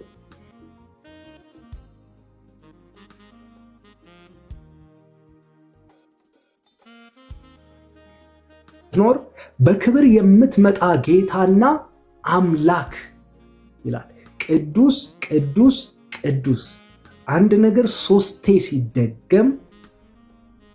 ሲደገም ምንድነው ማለት ነው? አምላክ። ለዛ ነው በጊዜው ሰው አምላክ ነኝ እያለ ነው። ያ ሰው አምላክ እኔ ነኝ ብሏል። ሌላ አምላክ አለ ካልክ ይገላል። ዮኒ ጳውሎስም አይተ ከሆነ ስለ ቄሳር ኔሮ ሲያወራ ምንድነው የሚለው? ማንም በእግዚአብሔር መንፈስ ካልሆነ በቀር ኢየሱስ ክርስቶስ ጌታ ነው ማለት አይችልም ይላል። ይሄ ማለት ብዙ ሰዎች ምን ይላሉ ታዲያ? ኢየሱስ ጌታ ነው ይል የለ እንዴ? ጠንቋዩ፣ ሟርተኛ፣ ሞራ ገላጩ ይላሉ። ወፋ ጠረጋ ጅኒ ይላሉ። አይደለም፣ እንደዛ አይደለም። ኮንቴክስቱ አውዱ እንደዛ አይደለም። ምንድነው? ማንም በእግዚአብሔር መንፈስ ካልሆነ በቀር ዮኒ ደፍሮ በአንበሳ ትበላለህ እየተባለ በዘይት ትቀቀላለህ እየተባለ በመጋዝ ትሰነጠቃለህ እየተባለ ማንም በእግዚአብሔር መንፈስ ካልሆነ በቀር ደፍሮ ኢየሱስ ክርስቶስ ጌታ ነው ማለት አይችልም። ለምን? ይሰነጠቃላ። አይገርምህም? ግን ምን አይነት መንፈስ ነው የሆነላቸው? ምን አይነት መንፈስ ነው ያገኛቸው? በተራበ አንበሳ ትበላላችሁ እየተባሉ ኢየሱስ ጌታ ነው ይላል። በዘይት ትቀቀላላችሁ እየተባሉ አረ ኢየሱስ ጌታ ነው ይላል። ከአባቶቻችን የተካፈልነው ይሄንን ነው። ለነፍሳችን አንራራ። ኢየሱስ ክርስቶስ ጌታ ነው። ወንጌል የዓለም ቁንጮ ነው። የዘላለም ነዋሪ ነው። እውነትን ተናግሮ ሐሰትን ሰባሪ ነው። ተስፋን የሚሰጥ ነው። ልብን የሚያጽናና ነው። አርነት የሚያወጣ ነው። ቋጠሮ የሚፈታ ነው። ውዴ የተናገረው የቃሉ እውነት ነው። ስለዚህ ትቀቀላለህ የተባልክ ኢየሱስ ያድናል የምትልበት ምን አይነት መንፈስ! ማንም በእግዚአብሔር መንፈስ ካልሆነ በቀር ኢየሱስ ጌታ ነው ሊል አይችልም። ስለዚህ በመነዳት ነው የምንማረው። እንደዚህ ነው እሺ የምንቀጥለው። ይሄ የሆነ ካሪኩለም ሌክቸር ሜትድ አንጠቀም። እግዚአብሔር መንፈስ እንደመራን ግን እዛው ጋር እንመጣለን። ስለዚህ በስተርጅና ከሞተው ከዮሐንስ ወንጌል ጸሐፊ ከሐዋርያው ዮሐንስ በቀር ሁሉም ታውቃላችሁ። አንዳንዶች በፈረስ እየተጎተቱ እንደ ሐዋርያው ማርቆስ ያሉ እየተበጣጠሱ ነው የሞቱት። አንዳንዶች አቅም እያላቸው ሮማዊ ሆነው እንደ ጳውሎስ ተቀልተው ነው ስለ ወንጌል የሞቱት። ስለ ወንጌል አይገርምህም? ኢየሱስ ክርስቶስ ጌታ ተቀልተው ነው የሞቱት።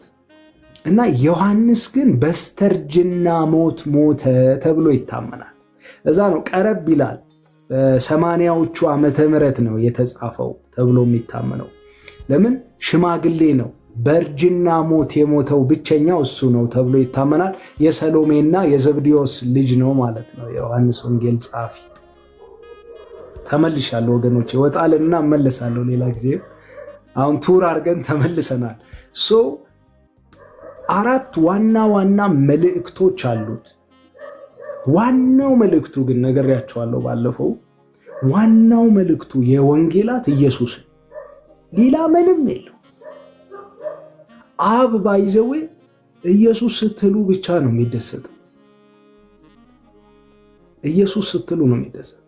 የሆንዬ የኬሚስትሪ ቲቸር ቢሆን ካርቦን ዳይኦክሳይድ H2O ማለት ውሃ ነው እያለ ሊነግረን ብቻ ነው የሚችለው። ስለ ጋላክሲ ሊያወራ አይችልም። አስትሮኖሚ ክላስ አይደለም የፈቀድንለት። ቀጣሪው ብንሆን በትምህርት ቤት እኔ ብሄድ ይሻላችኋል ብሎ አጽናኙን ጰራቅሊጦስን አጽናኙን አስተማሪ የሆነውን ወደ እውነት ሁሉ ይመራችኋል የተባለውን የሰጠን ቤስት ቲቸር ኤቨር እግዚአብሔር ይመስገን። መንፈስ ቅዱስ መምህር ነው። አብ የሰጠውን ነው የሚፈጽመው። መንፈስ ቅዱስ አስተማሪ ነው። ሳብጀክቱ ግን ኢየሱስ ነው። ስሙ፣ ሳብጀክቱ ኢየሱስ ነው። ሰው ከሰጣችሁ ሳብጀክት ውጭ ካወራ ችግር አለ ማለት ነው። መንፈስ ቅዱስም ደስ የሚለው አሁን ኢየሱስን ስናወራው ብቻ። ኢየሱስን በማውራት ተባረኩ። ኢየሱስን ብቻ። ሲነጋም ኢየሱስ፣ ሲመሽም ኢየሱስ፣ ስትሄዱ ኢየሱስ፣ ስትነሱ ኢየሱስ። ስሙ ይባረክ የኔ ጌታ። አይገርም? ኢየሱስ የማይሰለች ስም፣ የሚናፍቅ ስም፣ ቀንበር ሰባሪ ስም፣ እስራት የሚበጥስ ስም፣ ታሪክን የሚለውጥ ስም። ስለዚህ ዛሬ አጭር ስለሆነ መግቢያው ላይ ብዙ ደቂቃ አልወስድም። ርዕስ ልስጣችሁ። ርዕሱ ከጅማሬያችን ይልቅ ፍጻሜያችን በፊቱ ያማረ ይሁን በሉ። ባላችሁበት ቦታ ባጽፉትም ችግር የለም። ብዙ አሜንም እንትን አልልም። እኔ ዝም ብዬ ነው ማስተምረው። እንደዛ ነው የለመድኩት። ጅማሬያችን ይልቅ ፍጻሜያችን ያማረ ይሁን ነው ያለው። አሜን። ከጅማሬ ይልቅ ፍጻሜ በፊት ያማረ ይሁን። አባ ከጅማሬያችሁ ይልቅ ፍጻሜያችሁ በፊቱ ያማረ ይሁን ምን ማለት ነው? እዚች ላይ ልናገርና ምን ማለት ነው ይሄ? ማን ነው የዮሐንስ ወንጌል ጸሐፊ? ዮሐንስ አልን አይደል? የዘብዴዎስና የሰሎሜ ልጅ ታውቃላችሁ። ያዕቆብ የሚባል ወንድም አለው። ሐዋርያት ሥራ 12 ላይ ሄሮድስ የገደለው ማለት ነው። እና ወዳጆቼ የሰሎሜ እና የዘብዴዎስ ልጆች እነዚህ በጣም ረባሽ ናቸው። የነጎድጓድ ልጆች ነው የሚሏቸው። ዮኒ የነጎድጓድ ልጅ ማለት ጆሮን ነጎድጓድ ምንድን ነው? የነጎድጓድ ልጅ ጆሮን ጭው የሚያደርግ ድምፅ ማለት ነው ነጎድጓድ። መጽሐፍ በብሉይ ኪዳን ተጠቅሷል። እግዚአብሔር ከሰማይ አንጎዳጎደ ፍልስጤማውያንም ተበተኑ ይላል መጽሐፍ ይላል። እግዚአብሔር ይህ ጆሮን ጭው የሚያደርግ ድምፅ የሚለውን ኖይዚየስት ማለት ረባሽ የሆኑ በጥባጭ የሆኑ እኔና ዮኒ አንድ ነገር ጸልየን እንቋጫለን። በ15 ደቂቃ ውስጥ እቋጫለሁ እኔ። ከዛ እንትን ካላችሁ እንቀጥል። ሪፍሌክት ታደርጋላችሁ እናንተ ደግሞ ይኸውላችሁ አስቡት። ረባሽ በጠባጭ ጆሮን ጭው የሚያደርግ ድምፅ የትም አይደርስም የተባለ። አሁን ለምንድን ነው የዮኒዬን መለወጥ ብዙዎቻችሁ ያላመናችሁ? ይሄ ልጅ አመረረ እንዴ አለኝ አንድ ወዳጄ። አዎ አምርረዋል አልኩት እኔም በትህትና ጌታ ይባርከኝ። እና ማለት አይመስልማ። እንዴት ሊሆን ይችላል? የሰሎሜና የዘብዴዎስ ልጆች በጥባጮች፣ ረባሾች፣ ነውጥ የሚወዱ ከተነኩ የትም ገብተው የማይለቁ። ከዛስ ሉቃስ ምዕራፍ 9 ላይ ታስታውሳላችሁ ቁጥር 51 አካባቢ ጌታ ሆይ ግን በሰማይ ስንሄድ ምን አይነት ስፍራ ነው የምታገኝልን የሚሉ፣ በሳምራውያን ሰፈር ሲያልፉ እሳት ከሰማይ ወርዶ ይብላቸው የሚሉ ፈራጆች፣ ጽድቅ ብቻ የነሱ የሚታያቸው ሌሎችን የሚኮንኑ፣ እሳት ከሰማይ ወርዶ ይብላቸው የሚሉ። አይገርም? ምን አይነት ሰዎች ናቸው? ይሆን ገና ጌታን ከመከተላቸው ዲል ያደርጋሉ። በሰማይ ግን ምን አይነት ፖዚሽን ነው የምታዘጋጅልን? ማለት እኔ ኦን ዘ ራይት ሃንድ ኦፍ ምናምን በስተቀኝ እንትን ለእኔና ለያዕቆብ በጣም አሪፍ ቦታ ልታመቻችልን ይገባል የሚል ምን አይነት ነው? እንደዚህ በጥባጭ የነበሩ፣ እንደዚህ ነውጠኛ የነበሩ፣ እንደዚህ ረባሽ የነበሩትን ቀይሮ ጌታ በነገረ መለኮት ምሁራን ዘንድ የዮሐንስ ወንጌል ጸሐፊ የሆነው ሐዋርያው ዮሐንስ ምን እንደሚባል ታውቃላችሁ? ብትጽፉልኝ ደስ ይለኛል። ዘ አፖስትል ኦፍ ላቭ። ዛሬ በዚህ 727 ሰዎች ትታዩኛላችሁ። እድለኛ ስለሆናችሁ ነው ቃሉን ቁጭ ብላችሁ የምትማሩት። አሁን ያለው መንፈስ አየር ላይ ኮርኖፊሊያ ይባላል። የዙረታምነት ፍቅር ማለት ነው። ያው ፊሊያ ፍቅር ነው ታውቃላችሁ። የዙረታምነት ፍቅር ማለት ነው። አንዴ ዳጉሳ አንዴ ማሽላ የሚያስበላ ቸርች የሚያዞር አንድ ቦታ ቁጭ ብለ ቃል እንዳትማር የሚያደርግ መንፈስ ነው። እግዚአብሔር ይምታው፣ ከኔም ከእናንተም ዙሪያ ይምታው። ጸንተን ቁጭ ብለን እንድንማር ጌታ ያለው እኮ ያን ነው። ያዘዝኳችሁንም እያስተማራችኋቸው ደቀ መዛሙርቴ አድርጓቸው ነው ያለው።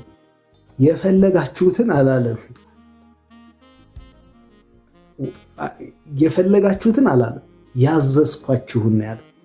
እና ቁጭ ብለን ከቃሉ ማዕድ መቋደስ ይብዛልን። ደስ ብሎኛል ቁጭ ብላችሁ እየተማራችሁ ያላችሁ። አሁን እግዚአብሔር ዘመናችሁን ይባርክ። ስለዚህ ቀይሮ ጌታ የፍቅር ሐዋርያ እንዳደረገ አሁንም ነግራችኋለሁ። ጌታ ለውጦ ይኸውላችሁ ተስፋ ስለቆረጣችሁባቸው ሰዎች እስቲ በዚህ መሃል ዮኒዬን ሰብስክራይብ አድርጉት። ባይ ዘ ዌይ ጥሩ ነው። ፋሚሊ ሆኖ ከላይ ያለችው ልብ ቅርጿን አንዴ ከነካችሁ አይደለም ልንገር ግሩፕ አክዬ ይቅርታ ስላቋረጥኩ። በነገራችን ላይ ተደብቀው 16000 ሰው እያየ ነው። ዋው 16000 ነው።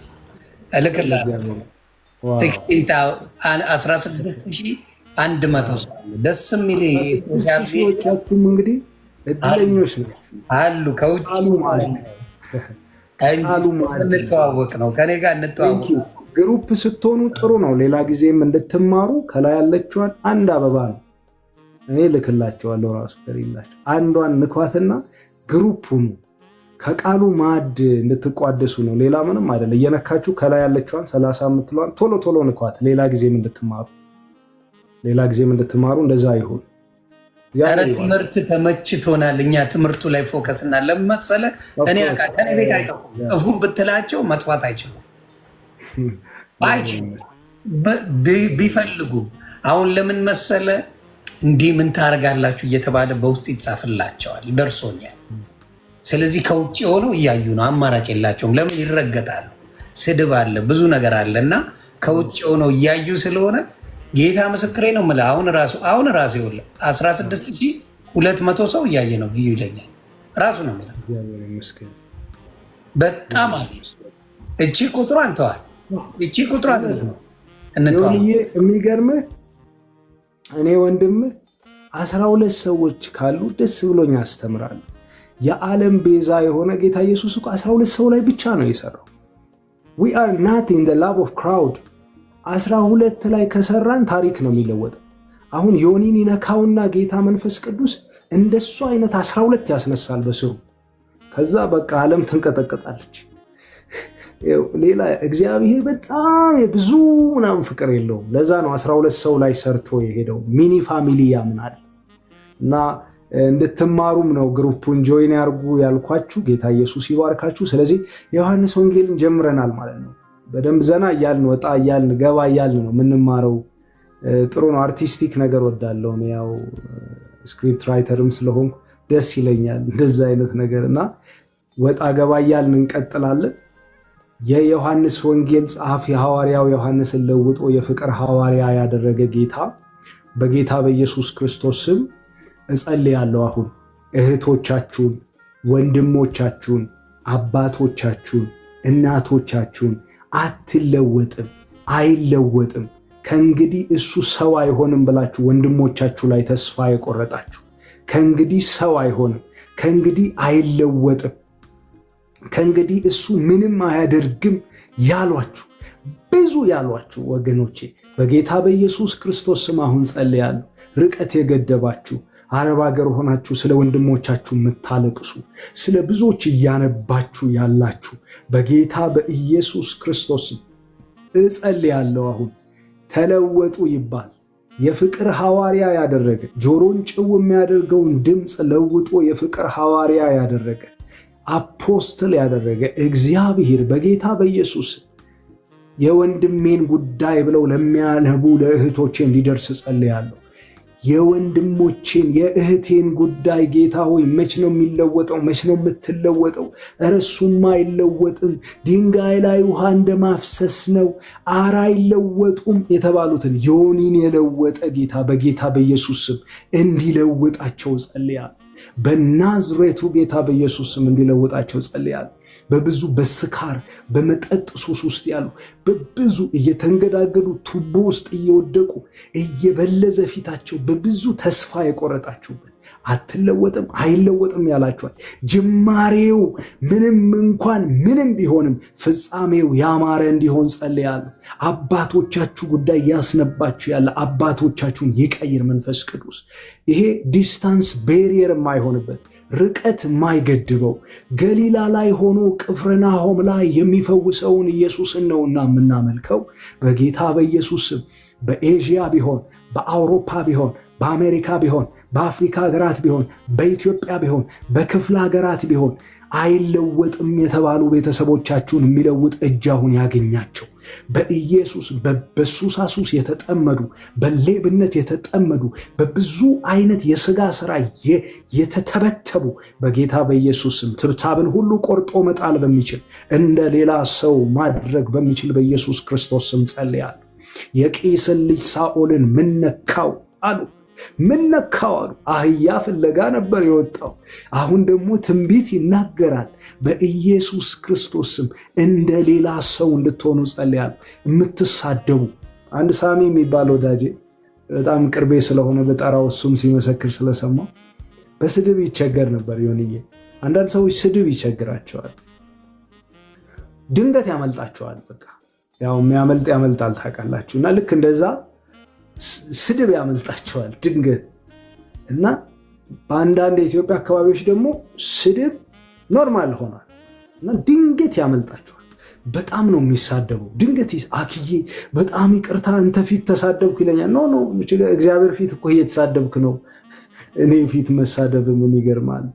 እና በጣም የሚሳደቡ ሰዎች አሉ። የሚገርምህ በዚች ቃል ጸለይኩለት፣ አይኔንም አልጨፈንኩም። እንዲሁ አሁን እንደምጸልይላችሁ ነው የጸለይኩለት። በጌታ በኢየሱስም የቂስን ልጅ ሳኦልን ምነካው እንደተባለ እንደ ሌላ ሰው እንደሆነ ከዛሬ ቀን ጀምሮ እንደ በፊቱ መሆን እስከማትችል ድረስ እንደ ሌላ ሰው የሚያደርግ መንፈስ ያገኘ አልኩ። ከዛ ምን አለ ብዬ እንኳን ይጠፋብኛል አለ። ፈልጌ ራሱን ለመሳደብ በኢየሱስም ስድብ ይወሰድባችሁ። አንዳንዶቻችሁ ስድብ ይወሰድ ካፋችሁ መሳደብ እስከማትችሉ ድረስ። እኔ አሁን መርገም መስደብ አልችልም። መመረቅ ነው የሚቀናኝ። መመረቅ እባርካለሁ። ለሚያሳድዷችሁ ጸልዩ፣ የሚረግሟችሁን መርቁ የሚል መጽሐፍ ስለሆነ ጌታ የሰጠን በቃ ደስ ይለኛል። ክብር ለኢየሱስ። አሜን። እዚህ ጋር የሆነ ነገር ነበር እንድታውቀው ብዬ ነው። በተለይ ሰዎች የራቁ በሚመስሉ ሰዓት፣ በዛ ሰዓት ነው ሰዎች የሚያዩ። የጠሉ ሰዎች ብዙ ጊዜ የሚከታተሉ አንተን የጠሉ ጊዜ ነው። ስለዚህ ሌላ የፈለግኩት ምንድን ነው፣ እዚህ ጋር የአንድ ሳምንት ነው ከ16 እስከ 22 ባለው 160 ሚሊዮን ሰው አይቶኛል። የኢትዮጵያ ሕዝብ ራሱ እኮ 120 ሚሊዮን ያ ሁላ አይቶኛል። እንግዲህ ስለዚህ ልል የምፈልገው ምንድን ነው፣ በተለይ የሚጠሉ ሰዎች እንቅስቃሴን በሙሉ ይከታተሉ።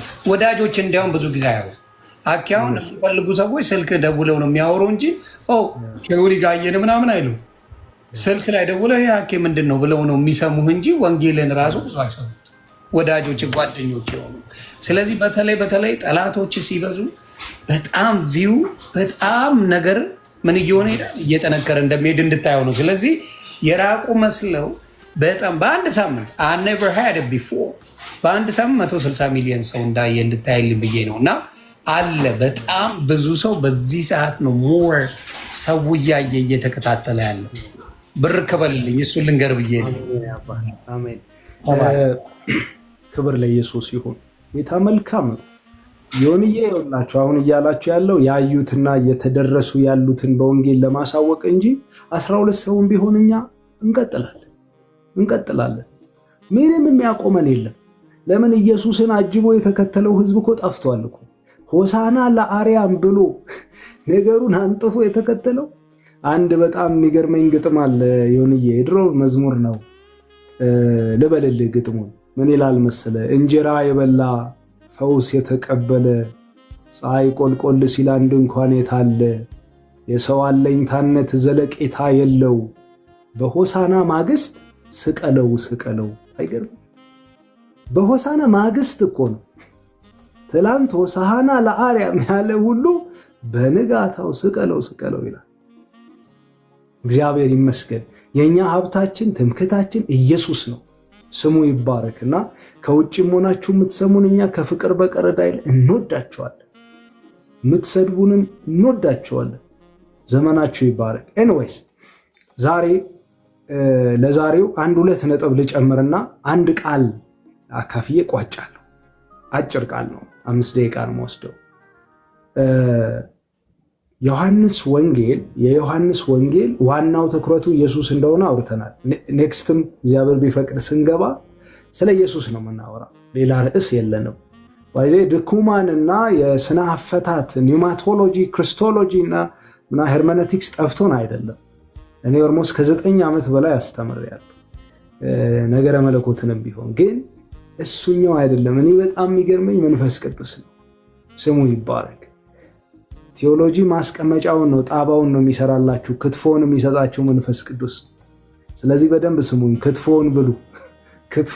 አሁን ክትፎን ብሉ ቅዱሳን፣ እግዚአብሔር ይባርካችሁ። ዮሐንስ 4 ዋና መልእክቶች ነው ያሉት። ዋና መልእክት የሚባሉት 4 ናቸው። ርዕሰ ጉዳዮች ልትሏቸው ትችላላችሁ። አንደኛው ርዕስ ምን የሚል ነው?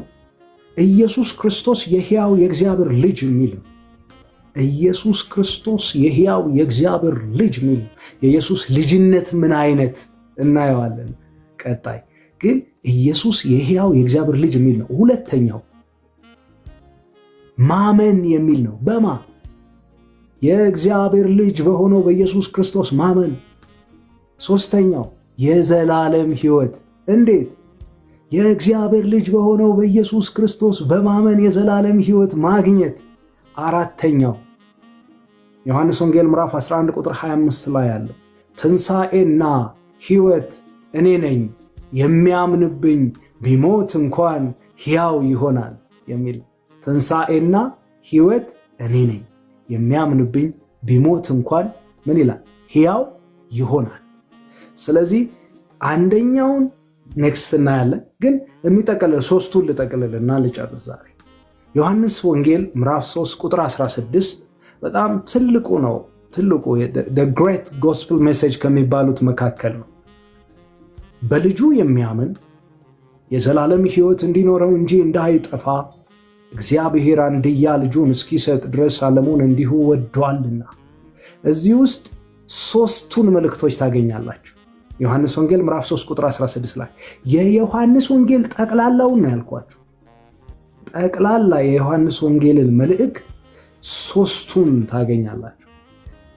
በልጁ ሲል ኢየሱስ ክርስቶስ የሕያው የእግዚአብሔር ልጅ ብለናል። የሚያምን ሲል ማመን ብለናል። የዘላለም ሕይወት እንዲያገኝ እንጂ ሲል ዘላለም ሕይወት ብለናል። ስለዚህ በልጁ በእርሱ የሚያምን የዘላለም ሕይወት እንዲኖረው እንጂ እንዳይጠፋ እግዚአብሔር አንድያ ልጁን እስኪሰጥ ድረስ ዓለሙን እንዲሁ ወዷልና። በልጁ በእርሱ ማን ነው? እርሱ ልጁ፣ አንድያ ልጁ። ስለዚህ በእርሱ የሚያምን የዘላለም ሕይወት እንዲኖረው እንጂ እንዳይጠፋ እግዚአብሔር አንድያ ልጁን እስኪሰጥ ድረስ ዓለሙን እንዲሁ ወዷልና ይላል። አንድ ምሳሌ ተናግሬ ይጨርሳል። አንድ ምናልባት አብበው ይሆናል የኔ ይህንን በደንብ ስሙኝ፣ እወዳችኋለሁ። ስሙኝ ሁላችሁ። ጥሩ እኮ ነው፣ እውቀት ይጠቅማል። እንደው ሃይማኖቱን ተዉትና እውቀቱ ይጠቅማችኋል፣ ችግር የለውም። እውቀቱ ሲያገኛችሁ መንፈስ ቅዱስ ሲኖርበት ደግሞ እንደ ሌላ ሰው ሆናችሁ ታድራላችሁ። ነገ ጠዋት ስትነሱ ሌላ አይነት ነገር ያገኛችኋል። እግዚአብሔር ይመስገን። ምን ሆነ መሰለ ዮንዬ፣ የባቡር ሀዲድ እየገጠመ የሚኖር በዛ ስራ የሚተዳደር ሰው ነበር እና ባቡሩ ተካፋች ነው፣ የባቡር ሀዲዱ ማለት። ስለዚህ ይከፈታል። ልክ ባቡር ሲመጣ ጠብቆ ከርቀት አይቶ መቅጠም አለበት። ካልገጠመ ገደል ነው የሚገቡት። ስለዚህ መቅጠም አለበት።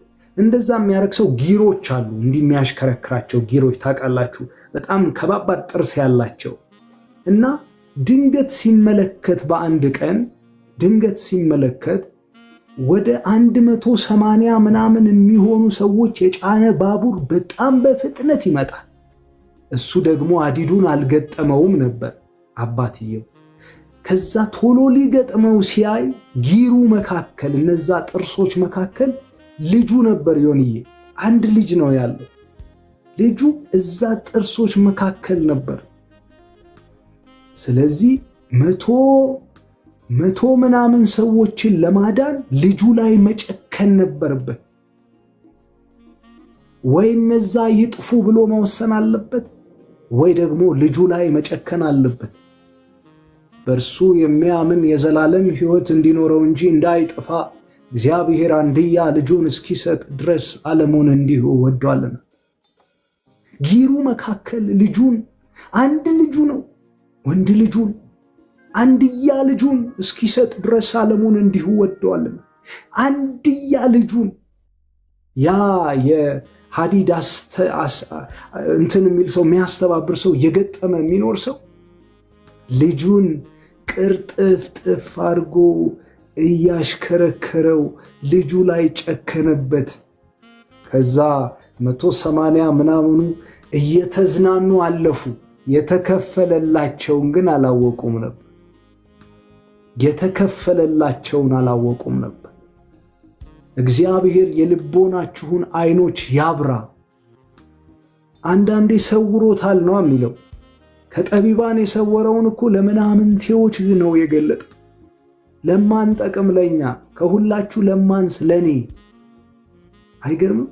ልጁ ላይ ጨከነበት። የአባት አሽከርክሮ ቅርጥፍጥፍ አድርጎ ምንም ሳይሆኑ አለፉ። ነግራችኋለሁ። ልክ እንደዚህ በእርሱ የሚያምን የዘላለም ሕይወት እንዲኖረው እንጂ እንዳይጠፋ እግዚአብሔር አንድያ ልጁን ልክ እንደዛ የባቡር ሀዲድ እንደገጠመው ሰው እስኪሰጥ ድረስ ዓለሙን እንዲሁ ወዷል።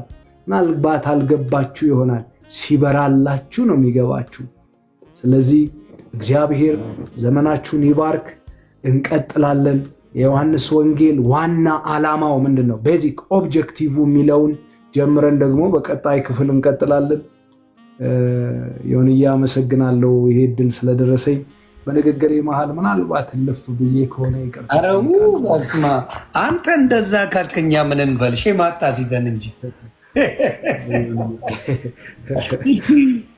ትህትና ሀምብልነት እኔ እየተማርኩበት ነው። እውነት ነው የምናገረው።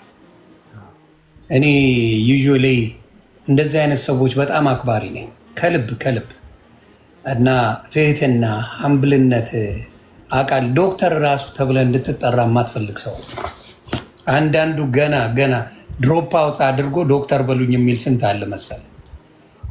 እና እግዚአብሔር ብርክ ያድርግህ። እኛ ግን ሞስት ዴፊኒትሊ እንደው ካላስቸገርን 2 ቀን ከበዛብህ 1 ቀንም ቢሆን በየሳምንቱ ብታረግልን ደስ ይለኛል። ግን የእኛ ቤት ጥያቄ ቢያንስ በሳምንት 2 ቀን የምትችል ከሆነ ፊክስ አድርገ ነው እሱ ቀን እየመጣ ወንጌልን ብትሰብከን ብዙ እኔን ጨምሮ ብዙ ወንድምና እህቶቼ ወንጌል እናውቃለን። ወንጌል ደግሞ ያድናል። ወንጌል ትልቁ ስራው ምንድን ነው? ያድናል። ከብዙ ነገሮች አውጥቶ ወደ እግዚአብሔር ያቀርባል። ስለዚህ አክዬ እኛ እንኳን ክፉ ልትናገር ቀርቶ የተናገርከውን ነገር በደንብ ራሱ አላጣጣም ነው። እውነት ለመናገር you are amazing brother amazing።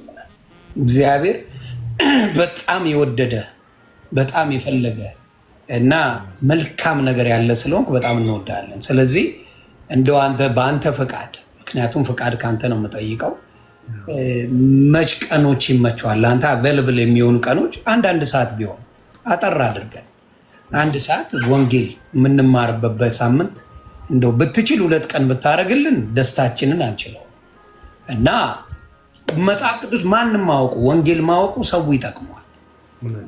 ለዛ ነው ብዙዎቻችሁ ሚውት ማላረገው። ችግር የለውም መሳደቡ አወዝ ቦኑ እኔን በእናንተው ስለማይ አልቀየም። እኔ ነበርኩኝ አሳዳጅ፣ ወንጌል አሳዳጅ ዮኒ ማኛ ነበር። ስለዚህ ስለማያችሁ በእኔ መነጽር ቃሉ የገባችሁ ጊዜ እናንተን የሚነካ ቃል ሲኖር ምን ይሆናል? እንደኔ ጌታ ይነካችኋል። በቃ ደስታችሁ ወደር አይኖረው፣ ማጣጥማችሁ አጨርሱት። እኔ አሁን ወንጌል እየጓጓው ነው። አስባችሁ ታውቃላችሁ? ወንጌልም በጉጉት መማሬን የምፈልግ ሰው መስሏችኋል? አሁን ግን የእግዚአብሔር ስራ እግዚአብሔር የሚነካበት ነገር አይታወቅም። እና አክዬ እስቲ በሳምንት 2 ቀን ምን ቀን ይመቻል? ዮኒዬ ደስ ይለኛል። እኔ በሳምንት 7 ቀን የእግዚአብሔርን ቃል ብንጨዋወት ምን ለመናገር ብዙ አይነት ኮሚትመንቶች ስላሉብኝ ፊክስ ባናደርገውና ግን በሳምንት 2 ቀን እንገባለን። ተነጋግረን ቀድሜ እኔ ማስታወቂያ እሰራለሁ። አኬና እኔ በዚህ ቀን እንከሰታለን ብዬ እነግራለሁ። በዛ ጊዜ ታደርጋላችሁ። ክበሩልኝ። ይሄንን ነው፣ ይሄ ደስታዬ ነው። ስለዚህ የሳምንት 2 ቀን ተይዞልኛል። ምንም ችግር የለም ዮኒዬ። 3ም 4ም እናደርገዋለን። 3ም ደስ ይለናል። ማታ ስለሆነ በዚህ ሰዓት ሲሆን ችግር የለም፣ ደስ ይለኛል። በዚህ ሰዓት ይመቸኛል።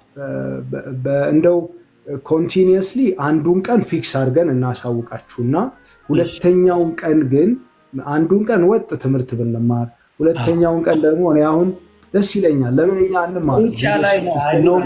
ክርስቲያን ሊደርሺፕ፣ ዲፕሎማሲ፣ ኢንተርናሽናል ሪሌሽን፣ ክርስቲያናዊ በሆነ ክርስቲያን ኤቲክስ፣ ክርስቲያናዊ ስነ ምግባር ባይዘዌ በደንብ ብዙ ነገር ማንሳት እና መማር ስለምንችል 1ዱን ቀን ወጥ የሆነ እንደዚህ ዮሐንስ ወንጌል እንቀጥላለን። ሌላውን ቀን ደግሞ የተለያዩ ኮንቴምፖራሪ ኢሹዎች ራሱ አሁን ከረንት ኢሹ አንስተን ከመጽሐፍ ቅዱስ አንጻር እንደ ክርስቲያን ሕይወት ብዙ ነገር መማማር እንችላለን ብዬ አስባለሁ። የአቅሚቲ ያለኝን ነገር ከመስጠት ወደኋላ አልልም። አቅሚቲ የሚለው እሱ ነው። ሊስን ቱ ሚ ብዙ የተማረ ወንድሜ ነው። ሂዝ ሃምብል የተማረ የእውቀትን በጣም በጣም በጣም ጥቂት ከሚባሉ ኢትዮጵያውያን ላይ ጌታ ምስክሬ ነው የምላቸው ጥቂት የሚባሉ ሊቃን ጋር ያለ ሰው ጥቂት ልሂቅ ከሚባሉት ድርድር የሚያውቁ ሰዎች፣ የሚችሉ ሰዎች፣ ብቃት ያላቸው ሰዎች ሃምብሎች ናቸው። ጨናጩን የማንለይ ነን ጓ የምንለው እንጂ የተማሩ ሰዎች ኤክስትሪምሊ ሃምብል ናቸው። ሂዝ ዋን ኦፍ ዜም። ስለዚህ ሃምብልነትን አንዳንዴ ለቀቅ አድርገህ የሆነች ነገር እንዲህ የተማርካትንም ፖይንት ብታደርግልን ደስ ይለናል። ያላርብን እንኳን አንተ ሚስቱ በኢኮኖሚክስ ፒኤችዲ እየሰራች ዶክትሬቷን ባለቤቱ ትባረክልህ ዶክትሬቷን እየሰራች ስማርት ቡክ ስማርት አዝ ዌል አዝ የወንጌልም ስማርት ናቸው። እና እንደዚህ አይነት ወንድም ስለሰጠኝ እኔ ጌታን አመሰግናለሁ። እና ታስተምረናል በደንብ ደስ ብሎኛል በጣም። ጌታ ክብሩን ይውሰድ። አሜን። ዘመናችሁ ይባረክ። የእግዚአብሔር ይባርክ። ያስታጥቅ ጌታ። አሜን። ያስታጥቅ። አለቱ ላይ ይትከልህ። አሜን። አለቱ ላይ ይትከልህ። በአሸዋ ላይ የተተከልክ የመሰላቸው ከዓመታት በኋላ ፀጉር ሸብቶ እስከ ሽበት እስከ ሽምግልና የሚሸከመው ጌታ ተሸክሞ ወንጌል እያልክ ኢየሱስ እያልክ ዘመንህ በቤቱ ይለቅ። ልጆች ከጉልበት የወጡ አዳኝነቱን ይናገሩ፣ ፈዋሽነቱን፣ አባትነቱን ይናገሩ። እኛንን ሃይማኖት የሰየምነው ወገኖቻችን እንጂ እግዚአብሔር ሃይማኖትን አያውቀው፣ ልጁን ነው የሚያውቀው። ኢየሱስ ነው ሲወራ ደስ የሚለውና ለዓለም የሰጠንም እሱ ነው። ስለዚህ በብዙ ፍቅር በብዙ ትህትና ብትመጡ አብረን ብንማማር ብንመካከር እግዚአብሔር በብዙ ይጠቅመናል ብዬ አስባለሁ። ዮኒዬ እግዚአብሔር ይትከልህ። አሁንም የምለው እኔ ይትከልህ። ለምን አብ ላይ በኢየሱስም ይትከልህ። ጉልበትህ ከፊቱ አይታጣ። ባይዘው ጉልበታችሁ መሬት ሲነካ ወገኖቼ እንደ ሰማይ የራቃችሁ ነገር ቅርብ ነው። እደግመዋለሁ፣ ጉልበታችሁ መሬት ሲነካ እንደ ሰማይ የራቃችሁ ነገር አለ ቅርብ ነው የሚሆነው። ስለዚህ ጉልበት መሬት ሲነካ ምን ማለት ነው? ጉልበቴ ሆይ እወድሃለሁ ማለት ነው። እኔ ኃይል የለኝም። አንዳንዴ እኔ ወንድማችሁ መጸለይ ላይ እደክማለሁ፣ ድክም ይለኛል ማለት ብዙ ስሯሯ ትሬኒንግ ምናምን ስል እዛ ላይም ታችም ያሉትን ብላለሁ እና ድክም ብሎኝ ቻሪቲውም ላይ ምናምን ስሮጥ ድክም ይለኝና መጸለይ ሲያቅተኝ ምን እንደማድረግ ታውቃለህ? እጄን ዘርግቼ ተንበርክኬ እተኛለሁ። አባ ጉልበቴ ሆይ ተንበርክኬ እተኛለሁ። የኔ ጉልበቴን አውቀዋለሁ። ሰው ያረገኝን አውቃለሁ። ከየት እንዳነሳኝ አውቃለሁ። አባቴ እኮ ነው። አሁን የሚያወራ ልጅ እኮ ዛፍ ላይ አድር ነበር የተባለ ውሃ ዳር የበቀሉ ዛፎች እሰብክ ነበር። ንፋስ ያነቃነቃቸው ሆሊ ስፒሪት ተች አረጋቸው እያልኩኝ የሞኝ እንትን ቅርንጫፍ እየቆረጥኩ ቀይና ነጭ መዳበሪያ እያሰርኩኝ አጠምቃቸው ነበር። ያ ልጅ እኮ ነው ዛሬ እግዚአብሔር አሳድጎት የሚያወራ። ወንበር ደርድሬ ሰብክ ነበር። እኔ ጴንጤውንም አላቅም ነበርና ወንበር ደርድሬ ሰብክ ነበር። ይሰሙ ቁጭ ብለው አሜን ሃሌሉያ የሚሉ ይመስለኝ ነበር። ያ ልጅ እኮ ነው ያደገው።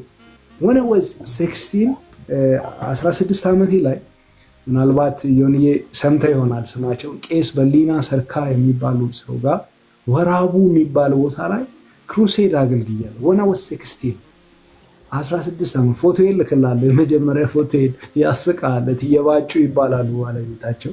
እነሱ ጋር ነበር አብሬ ተኝቼ እንትን ነው። ያኔ ስለ አንድ ሰው አነበብኩኝ። ጆን ዌዝሊ ይባላል። የዌዝሊ ካቴድራል መስራት ምናልባት ሜቶዲስት የሚባል ዲኖሚኔሽን ሰምተ ከሆነ ሜቶዲስት፣ ፕሪስቤሪያን ምናምን የሚባል ሉትራን አሉ አይደል? ሜቶዲስት የሚባለውን የመሰረተ ነው የዛሬ 300 ምናምን ዓመት እና አንድ ቀን ነበር ዮኒዬ ከዛፍ የወረደው ልጅ አንድ ቀን እሱ መድረክ ላይ ቆሜ ሰብካለውን ነበር። ያኔ 2016 ላይ የዛሬ 9 ዓመት ወደ አንድ ቦታ ሄድኩኝ። ኢንፎሲስ የሚባል ቢልጌትስ የገዛው ትልቅ ተቋም አለ። ትሬኒንግ ለመውሰድ ጆይን አደረግኩና ሄጄ አንድ ሰው ገና ላይ የሚሰብክ ሰው ጠፋ ሲባል እንዲ አክዬ እኮ ምናምን ብለው ብቻ አንድ ወዳጅ ጠቁሞኝ ልሰብክ ሄድኩኝ። ዌዝሊ ካቴድራል ይላል። የሆነ እያለቀስኩኝ በ16 ዓመት ቆሜ ሰብክበታለሁ ያልኩት ከ300 ዓመት በፊት የተተከለ ቤተክርስቲያን መድረክ ላይ ቆሜ የእግዚአብሔርን ቃል አካፍል። አቤት እግዚአብሔር ታማኝነቱ፣ አቤት እግዚአብሔር ታማኝነቱ። ዛሬ የምታልፉበትና እግዚአብሔር የሚላችሁ ነገር ሆድና ጀርባ የሆነባችሁ ሰዎች እግዚአብሔር ታማኝ ነው። አሜን አሜን። ታማኝ ነው እግዚአብሔር በቃሉ ሰማይ ምድር እልል ይበሉ። ታማኝ ታማኝ ታማኝ ታማኝ ነው እግዚአብሔር በቃሉ ሰማይ ምድር እልል ይበሉ። አይገርምም? ታማኝነቱ ታማኝነት ብዙ ምሕረት ለልጅ ልጅ ነው። አንተን ተስፋ አድርጎ ያፈረ ሰው ማን ነው? ሁሉንም በፍቃድ ውብ አድርገህ ትሰራለህ። አማካሪ አትፈልግም ብቻህን ኤልሻዳይ ነህ ብለው የዘመሩለት እኮ ታማኝነቱን አይተው ያኔ በልጅነቱ የሚያወራውን ሰው ከዛ አክዬን ያኔ የሚያባሩት ምናምን ያሉት ዛሬ ብዙዎቹን ወርሻለሁ። ይሁንኝ ክብር ለእግዚአብሔር ይሁን። ብዙዎችን ወርሻለሁ።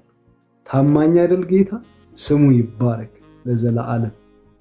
እግዚአብሔር ይመስገን። ተባረክልኝ። ስለ ኢየሱስ ተወርቶ አያልቅም መቼም።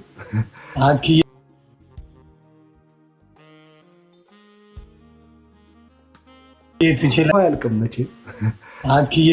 አያልቅም መቼም። ወንጌሉን ከመጽሐፍ ቅዱስ ራፕ ስታደርገው እኛ ራፕ ነው የምንለው እና በመስጠ ስታነበው ከቃል በቃል ስታረግ ስናይ ራሴን ታዘብኩት። በእውነት ራሴን መታዘብ እያለ አጠገቤ መጽሐፉ የህይወት ቃል የህይወት ምግብ እያለ ውስጤ ሌላ ቦታ ነበር። 47 ውስጤ ሌላ ቦታ ነበር። ገባ ለእኔ እንዳልኩ አላቀው እናገራለሁ። ለራሴ ሊሚት አድርጌያለሁ። አውቀዋለሁ ጌታን ግን ዲፕሊ አላዳመጥኩ። ሁላችንም ውስጥ እግዚአብሔር አለ። ማዳመጥ ነው የሚለየን። ማዳመጥ ጌታን ማዳመጥ ይለይሃል። ኃይል ቃል የመጣው ከአቡነ ገብርኤል አቡነ ገብርኤል ተናገሩት። ይህ ቃል ይገፋል አሉ። ኢየሱስ ክርስቶስ ጌታ ነው፣ የዓለም ብቻውን ቤዛ ነው ማለት ይገፋል ያቃል ተባለ። ውስጤን ወስዶ ነው በቃ የሆነ የመታኝ በቃ ወጥ ጌታ ይገፋል። አይኖ በጌታ ብዙም አይደለሁኝም፣ ግን አይኖ there is someone that loves me unconditionally ከነስተቴ የሚወደኝ የማለቅሰው ሲከፋኝ ምን ስል የምሄድበት ጌታ አለኝ የምተማመነው። ያንን ጌታማ ማንም አይገፋብኝም። there's nobody ማንም ሰው የኔን ጌታ አይገፋውም። ማንም እዚህ ምድር ላይ ምናልባት የፈለገ ኃጢአተኛ ልሆን እችላለሁ፣ ግን there is no one እዚህ ምድር ላይ በሱ የሚገፋብኝ ማንም የለም። I think የዛኔ ነው መሰለኝ ጌታ መቁረጤን ያወቀው። የዛኔ ይመስለኛል ጌታ ውስጤ የገባው። ከዛ በኋላ በቃ I can control myself።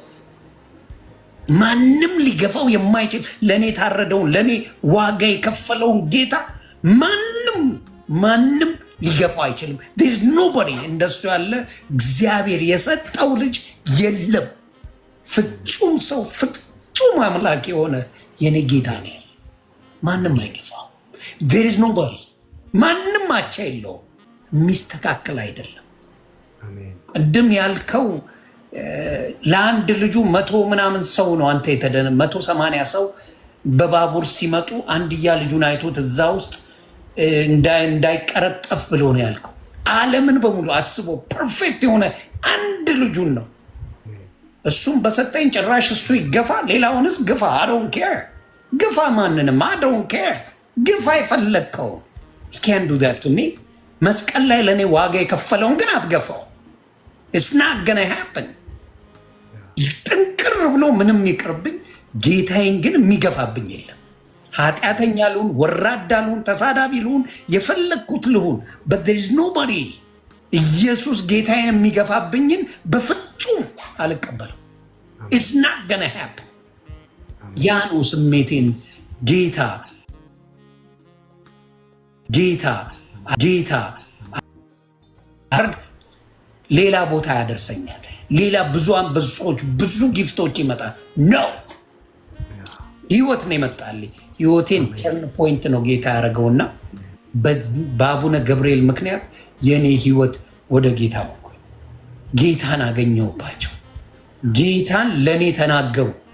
የሳውል አሳዳጁን ወደ ጳውሎስ የቀየረ አምላክ ክብር ምስጋና ይግባው። በጌታ እንዳትደራደሩ፣ በፈለግከው ተደራደር። ወንድምና እህቶቼ ኃጢአተኛ ልንሆን እንችላለን፣ የመጣውም ለኛ። ጌታን ግን ሲገፋብን እንዳትደራደር። ጌታን ሌላውን ለማስተካከል ሲመጣብን እንዳትደራደር። የፈለገው ነገር ይቅርበት፣ እመነኝ። ዋጋ የከፈለው ኢየሱስ ጌታ ብቻ ነው። ዚስ ኖባዲ ኤልስ። ለማንም ዋጋ የከፈለ ሌላ የለም። ኢየሱስና ኢየሱስ ብቻ። የእግዚአብሔር ልጅ አንድያ ልጁን ጨከነበት፣ አንድያ ልጁን ሰጠው። በቃ የሚወደው ለልጆቻችን ያለንን ሀሳብ እስቲ ለሰከንድ እናይ። ጉንፋን ሲይዛቸው፣ ትንሽ ሲታመሙብን ያለንን ስሜት ይዩት። እንኳን ተቀጥቅጦ 6666 ጊዜ ተገርፎ ዋጋ ሊከፍል አይደለም ልጄ። ጉንፋን ሲይዝብኝ የምገባበት ነው የሚጠፋ። ስለዚህ ያንን የከፈለ የእግዚአብሔር ልጅን ማቃለል የሚችል አንድም ስልጣን ያለው የለም። ክብሩን ጌታ ይውሰድ። ከነ ችግራችን ከነ ምናችን የሚወድ አምላክ ነው ያለኝ። ዋጋ የከፈለልኝ የእግዚአብሔር ልጅ ኢየሱስ ጌታ ነው፣ የጌቶች ጌታ ነው። እኔ ብርክ በልልኝ ወንድሜና በአንተ ብዙ እንማራለን፣ ብዙ እንማራለን። የጌታ ፍቅር እኔ ቃላት የለኝም። የታመነው ጌታ ነው እኔ ጋ ያለውና ክብር ለኢየሱስ ይሁን። ይህንን ጌታ ነው የማመልከው እና እኛ ልናንስ እሱ ሊልቅ ያስፈልጋል። አንተ እንዲህ ስትናገር ወንጌል ከመስማት በላይ ተአምር ለእኔ የለም። ያው ብዙ ጊዜ ብለነዋል። አሁንም ፍቅሩ በልብህ ያይል። አሜን። ይንተክተክ፣ ይሄ አይጥፋ። ይሄ የልጅነት ወራት ናፍቆት ባለፈው ብያሃል። አሁን ውስጥህ የሚናፍቀው መጠመቅ የሚለው ነው። ያን እኮ የተናገረህ ነው አይደል? እየተናገረህ ነው ደጋግሞ እየተናገረህ ምንድን ነው? መጠመቅ አለብህ የሚል ለምን በሞቱ አሁን ትመሳሰላለህ ማለት። ከዛ ደግሞ በትንሣኤው ክብር ለኢየሱስ ይሁን። በትንሣኤው ደግሞ በቃ ከዛ ዮኒ ተቀበረ። አሁን ኒው ክሪኤሽን ኢን ክራይስት፣ ክርስቶስ አዲስ ፍጥረት የሆነ አሮጌው ነገር አልፏል ሁሉ ነው የሚለው። አይገርምህም? አንዳንዱ ሚል እኛ ሰው ይጨርሰን ነበር፣ አንዳንዱ አይደለም። ሁሉ አዲስ ሆኗል። ሁሉ አዲስ ሆኗል። ማንም በክርስቶስ ቢሆን አዲስ ፍጥረት ነው። ምን አዲስ ፍጥረት? አሮጌው ነገር አልፏል፣ ሁሉ አዲስ ሆኗል። ስለዚህ ዮኒዬ ጌታን ስላንተ አመሰግናለሁ። እና ደግሞ የበለጠ እንማማራለን አብረን። መጽሐፍቶች እኔ እወዳለሁ። መጽሐፍ ብቻ ነው መጽሐፍ ይበዛልን ይሄ ቤት። ብዙ ሺህ ኮፒዎች አሉ። በየትኛውም ርዕሰ ጉዳይ ላይ መጽሐፍ ስትፈልግ ስፔሻሊ ሊደርሺፕ ላይ፣ ዲፕሎማሲ ላይ አሁን አደራ የተወሰኑትን ላክልኝ ወንድሜ ስለሚመጣ የተወሰኑትን ላክልኝ። ሶፍት ኮፒም ስለሚበዛ የትኛውም ርዕሰ ጉዳይ ላይ ይህን ፈልጋለሁ ስትለኝ እኔ ታናሽ ወንድም ሁል ጊዜ ላገለግልህ በዚህ ፈቃደኛ ነኝ። ዘመንህ ይባረክ። በጣም ነው መወዳችሁ ሁላችሁንም። እግዚአብሔር ዘመናችሁን ይባርክ። አሜን። ዘመናችሁ ሁሉ የእረፍት ሰው ሁኑ። ከፍቅር በቀር ዕዳ አይኖርባችሁ።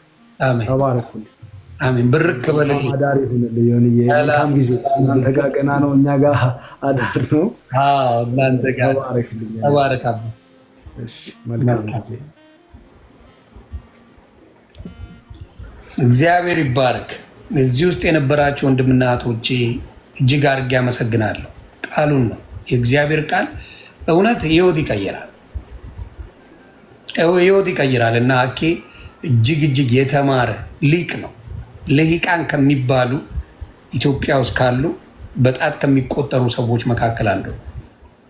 በልጅነት ጌታ ያገኘው ነው። እኛ ከሸመገልን ፀጉር መልጠን እንደገና መጦልን ምናምን፣ ከልጅነት ጌታን ያገኙ የተባረኩ ናቸው። እና ሌሎቻችሁም ብትሆኑ ይቺ ዓለም የሆነ ነገር ፈልገ ሌላ አምጣ ነው የምትለው። ሁልጊዜ አምጣ፣ ይቺ ዓለም አምጣ ከማለት ውጭ ሌላ ጥያቄ የላት። ጌታ ነው ረፍት የሚሰጠው። እና የእናንተም ሰላማችሁ ብዝት ይበል። እኔ 5 ቀን ይቀረኛል። ጸሎት አድርጉልኝ ወንድምና እህቶቼ። ትምህርቴንም እየተማርኩ ነው። እንዲሁም ደግሞ እሁድ የድሮ ዮኒ ማኛ ሞቶ አዲሱ የወንጌላዊው ዮኒ ማኛ ይነሳል። ያንን ማግኘትን የመሰለ የቅድስና ቀን የለም፣ የቅድስና ቀን የለም። ስለዚህ ጌታን አምኜ አምልኬ የምጠመቅበት ቀን ስለሆነ እግዚአብሔር ይባል።